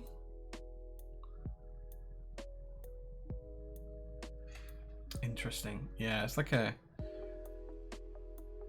I guess tension mount's probably the coolest way to call it. We'll see. We'll see. Cat X. Oh, this is cute. This is cute. This will sell well instantly. As soon as you put cats on keyboards, it sells really well. Yeah, this is cute. Not enough information, I don't think, but it's cute. DCS Dolch. Oh yeah, this is coming soon. We're going to be vendor for this, so Dolch is great. And to bring it back in DCS, banging idea. This should sell really well. Like, if anyone likes Dolch and likes DCS, get it, because we've already committed to try and buy this out. So, yeah. And of course, it'll have the BAE as well. I think it's got 10, yeah, 10U as well. Yeah. Looks great. Yeah, looks stunning. Yeah, as I said, we're on this as well. Silver Grind Artisans. Oh, this is the ones with the melt out middles. Yeah, we've seen these before. This has been up in IC before, right? It's like resin poured and then melted out. Yeah. Lost wax is what they call the process for it, right? It's pretty cool. And Hummingbird 65%. Have we looked at this before? Oh yeah, we've looked at this. So I think we're probably going to be having this in stock, I think. I need to check in with Mano on this one, actually. This looks like a cool board. Like, I like the designs here, like the angles here. It reminds me very much of Mechanisk, but kind of more modern. Like, it's pretty cool. Very, very different. We don't really see anything like this. It should feel really stable to type on as well. And Hall Effect's good too. Yeah. Cool. The teal is wrong. For DCS, Dolch, yeah, I think it's just a render issue. I think, bear in mind that I'm showing a screen through a screen, so like the teal is probably way off from what you're seeing here, because like the colors on my screen will be brighter, and then I'm sharing that through you know, streaming software, so it's going to look very different to how it does if you look at these links on your screen yourself. So yeah. SP6U, did they fix the mold? They were fixing the mold last time I spoke to them about it. I don't know if they have done or not yet. Carter speaks with them quite a lot, so he'll be updating that. I want the PBT fans Emma desk mat. Yeah, we'll have that in stock soon. Bring pastels to the hobby. Jay. Yeah, definitely give it a watch. I will. I'll try to give it a watch. If you tell me the series is good, Mr. Gimp, I'll try have a look. Yeah. They're using a stock color, won't match. DCS little random molds. Yeah, so DCS is like, it's like Cherry, but slightly different. It's thinner. Thin isn't bad. So yeah, so it is a little bit different, yeah. Nigel Kipper says, hello, big mate. Thanks for calling me fat. I appreciate that. Any mode designs collab coming up? The community's crying out for answers. Is it really? Like the mode stuff just doesn't sell here in the UK. Like, we've sold it a few times. I'm more than happy to sell any of the products they want me to sell, but like, it just doesn't sell in big numbers. Like, people don't buy it. But we do have one of the mode keyboards, which is in pre-order a few months ago. They should be arriving in the next few weeks. So when they do, we'll have some in stock. Yeah, I can't remember which board it is. But you can check on our updates pages to see what that is. But if you want something else, drop me an email or put a suggestion on the Discord server about something you'd like to see as stock, and we'll make it happen. We'll make it happen. Succulent DCS sound. Yeah, succulent. Succulent DCS sound. Rest in peace. Just got back from Deadpool and Wolverine. Haven't missed anything big. Apart from the fact that I'm about to make a name for myself. No, I can't do the accent, but yeah. Probably the loop. No, we didn't sell the loop. It's something else. It's something else. So yeah, I think this looks good. I think that's everything. Oh, Busy Town R3. I think we've already spoken with News No Style about coming back, and they're going to do like a rough texture option. Like, this is one of the coolest desk mats ever. I gave one to my brother, and he loves it. Yeah, so we're already named on here. Yeah, I thought we were. Yeah, we'll do these in stock, I think, though. It's always good when you see people you care about. Paul, James. Yeah, I like to see certain names in these chats. Kookaloo. Is he watching today? Sometimes he does. Kokaloo, rather. Yeah, okay. Vendors chosen. Organize a sample of base print. Group by dates will be chosen. Oh, I thought we were doing this as in stock. I'll have to reach out to him because I think we might do it in stock rather than group by. You were picking up the color and the beige. Yeah. 65v2. Yes, it was the mode 65v2. Yes, thank you. RP King. I have my next Chinese in his memory. Yeah. Yeah. Impress you caught it, bro. And yeah, RIP. Yeah, like that's an old meme. It's a fun one though. It's an old meme, but a fun one. And yeah, sad that he's passed away. He was a bastion of manifesting democracy, right? So it is what it is. Okay, guys, if you've got any questions that you want to leave in chat, we've got one last thing to do on stream. We didn't hit the Ko-fi subscription limit, I don't think. Let me have a look. Did we hit the target? No, but thank you so much because 5 people have signed up to the coffee today. So thank you so much for that, guys. I appreciate you all. That really means the world to me. And if you do sign up to the Ko-fi instead of Twitch, like all of the privileges you get on Twitch, such as SPC access and everything else, discounts. Excuse me, exclusive SPC discounts, Discord access to the SPC channel, that will all carry over. So you can move from Twitch to Ko-fi, and it'll work just fine. Or you can do both, or you can do neither. I don't mind. But I do thank you all for your support on that one. Yeah. What are your thoughts on the Constant? Constant looks great. Yeah, I'm a big fan of it. I think it looks really, really good. We looked at it not last week, the week before, I think. Yeah, really, really big fan of it. Like, I don't want this to be kind of like an IC review of stuff. Like, it's just me saying, yes, I like stuff, or no, I don't like stuff on my personal palette. Because with us being a vendor, I don't want this to become like an IC review channel like Black Simon does or Alex Otto does. So Neodoid. Coffee or Ko-fi is, I'll show you. So basically, if you subscribe through Twitch and it's like $4.99 a month for you to pay for that, I get about £2 of that, which is great and it's fantastic and it really helps out. It pays for us to go out on staff meals almost every day. It pays for us to keep us in coffee and cakes and biscuits and that kind of stuff as well. But Ko-fi itself, or coffee, I think it's pronounced coffee, but I call it Ko-fi because of Lofi and things like that. If you want to move away from Twitch and subscribe through Ko-fi instead, you can do. It costs the same for the 3 tiers. You get all the same accents and access and everything else, but instead of making like £2 per subscription, it's like £4.20. So it's like a massive difference to what we take as an income that allows us to just keep going and keep us happy on a day-to-day basis. It pays for Mel, Sharon and I to be kept in lunches from Greg's, and it pays for things like milk and biscuits and petrol and, you know, team building things and all of that kind of stuff. So it's already 37% towards the goal. I didn't have a massive goal for this. And you can choose whether you want to support through Twitch, Ko-fi, both or none. The only difference is if you go for one of the higher tiers on Ko-fi, so you get the standard stuff for the same price, $4.99 a month. You get the Discord access and exclusive discounts. If you go for the slightly higher tier, I will do you 1 free keyboard build service per year. So for every year you subscribe through Ko-fi, we'll give you a free keyboard build. And if you do the XL one, then you get Inner Circle access, which is basically if we have like JO1 FE prototypes that I need someone to test, we'll ship it to you anywhere in the world and we'll ship it back and you'll get to use it for a week and let us know what you think. Do you find any problems? Does it work great? Does it need some tweaks? Do you not like it? Whatever else it is. And that might be stuff we've announced or it might not be stuff we've announced. We'll just reach out to you and say, we have this. Do you want to try it? And you can say yes or no. So yeah, that's what Ko-fi is. And you can kind of like view this as well. So it'll come up in chat every now and again. But yeah, if you want the link, I'll get the link for you. There you go. There you go. That's the link to the Ko-fi. So it's entirely up to you. Like, we just love the support any way that you guys want to share it with us. And, you know, I want you guys to make sure your money's going where you want it to go. If you want your money to go half to Twitch and half to me and the team, great. If you want more of the money to come to me and the team, coffee might be the way you want to do it. So yeah, but we appreciate whatever you guys do or don't do. Either way, it's always good to us.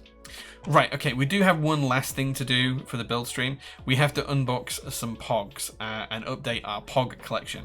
Now, if you remember rightly, we got 60% of the collection done. We've opened 11 packets so far. We've got 22 packets remaining. And we need 24 more Pogs. Now, this is the point where it's starting to get more and more difficult to not get duplicates. As you can see, we've already got quite a lot of duplicates in this column here. So we're going to open 2 more packets and then fill out the sheet and see where we get to. And that'll give you guys a bit more time to use the discount code as well, because that finishes when the stream ends. So if you're going to use that, please do so soon. But let's have a look at what's in the latest Pog packets. Clock that Jeff is already paying for my Twitch subs, so why not do both? Yeah, well, thank you, I appreciate that. Poggers, yeah. I actually named, I don't know if you guys can see this, but on the sheet doesn't show it. But the sheet at the bottom of this for like the page. In fact, if I turn off this for a second, will it show it? No. But it's actually called Poggers. It's the sheet Pog collection, and the sheet itself is called Poggers. But yeah. It's just me being silly. Right, let's have a look and see what we get in... Oh, I've turned the background off. In this particular pack. So, we have the Slammer first. Okay, so this is a duplicate Slammer. We already have this. So I'm just going to update the sheet for that. So that's number 6. I know we already have that. We now have 2 of those. So overwrite that. That's going to go into the duplicates pile. And I know I keep saying this for a while, but we will start putting the duplicates pile in people's packages soon if you're an SPC member. You're a Twitch sub. So yeah, that's going to start happening soon. Okay, so 19, Tweak. I think we already have this. This is kind of like a weird one. Is it 19? Oh, number 9, sorry, not 19. Tweak. Oh no, we don't have this. I thought we already had this. This is a new one, so we now have this in the collection. That's one that's good. We only have one of it. So I'm going to put that into the actual collection pile, which is that. That's good. Okay, we've now got number 56. I don't recognize this one, so this might be a new one as well. Oh no, Pimp Skull, we already have that, so this is a duplicate. So update to duplicate, pop in the dupe pile. I didn't realize we already had that one, but we do. Okay, oh, the lights have gone out. Let's turn the lights back on. That means it's 11 o'clock, right? That technically means it's time for me to stop streaming, but we'll finish this first. Okay, so next one up is part of the Misfit Mob. It's number 12. We already have a number 12, I believe. Yeah, we've already got a couple of it. That's called Protean. So we now have 3 of that, and that goes into the duplicates pile. Okay. Next up, we have number 8, part of the Misfit Mob again. This one's called Blackjack. Again, we already have the Magician Blackjack, so we're going to update that. That's now 3 of that one, so we've got a couple of duplicates of that one. And then finally, we've got one paying poker, and it says All In. This is number 20, and we already have that one as well, so that's another one to put in the duplicates pile. So we got one new Pog out of all of that packet. And I told you this is going to be where it gets really difficult, guys. So we only had one new in that whole packet. Let's do the next one. Final packet for today, and we'll do some more next week. I'm really hopeful that we can get the full set out of all of these packets, because there's still plenty more to go. But we'll see. Okay, let's do the Slammer first. 12 Pog, number 10. I think we already have this. Yeah, we do. So we've now got a duplicate of that. Okay. Let's have a look. Number 15. I don't recognize this one. It's got the kind of like a rear end of a car on it. Apparently we already have this. It's called Impala. So that goes into the duplicates pile as well. Pog in kind of like a Yu-Gi-Oh style font. Number 25. We already have that. So that's going to go in the duplicates pile as well. Oh, the Pogman himself, number 43. Do we have this one? Yeah, we already have that one as well, so that's going to go in the duplicates pile too. We're not doing great here today. We're doing really badly. Number 53. This one's kind of interesting. This is called Lock. This is a new one. We didn't have this one before, so that's going to go in the collector's pile. And we've got one of that. And then number 58. We already have this. This is called Fire Skull. So that is a duplicate as well. So we're going to put that down. Okay, so what's that done for the scores? Let's bring back up the spreadsheet so you guys can see. It means we've now got 63% of the pogs we needed through 13 packages. We still need 22 different pogs. We've got almost as many duplicates, slammers as pogs here. We've got almost as many duplicate pogs as actual pogs. It's not looking good. Like, it was looking really positive, but we've still got so many to find, and it's getting harder and harder to find them. These ones are really difficult, clearly. It's getting harder and harder to find what we need now. So, time to pog. So many dupes, yeah. That's the way it goes, though. The more you find, the harder it is to find the missing ones, because they're, you know, some are rarer, obviously, but just the sheer number of ones you've opened, it makes it difficult. We'll figure it out, though, and hopefully we've still got quite a few packets to open. I think we've still got 20 packets to open, so hopefully in the next 20 packets we'll get the remaining 36%, the remaining third and a bit that we need to make up the whole set. So fingers crossed. If not, I'm going to end up buying them individually, but we'll see. We've still got weeks, and we've still got another 10 weeks of streams opening pogs to hopefully make them all, and then we can get it framed and put on the wall if we do make them all. We'll see. Right, okay, I think that's it for the stream now, guys. It's time for me to go home and get some sleep. Thank you all for the Ko-fi subs, the coffee subs, and for the Twitch subs. I thoroughly appreciate you all. You guys, I can't tell you guys how much I appreciate what you guys do for us. Like, it means the world to me. So thank you so much for everyone who does do any of that. I'm going to be back on Twitch and Discord, sorry, not Twitch, Instagram and Discord tomorrow, so watch out for that if you're looking for some updates. If you have any questions for me, just please drop into chat on Discord, ask away. I'm more than happy to be open and share things with you as well. Thank you so much for watching, guys. I really, really appreciate every last one of you, and I hope you have a really good rest of your weekend. Take care, guys. Thanks so much. Bye-bye.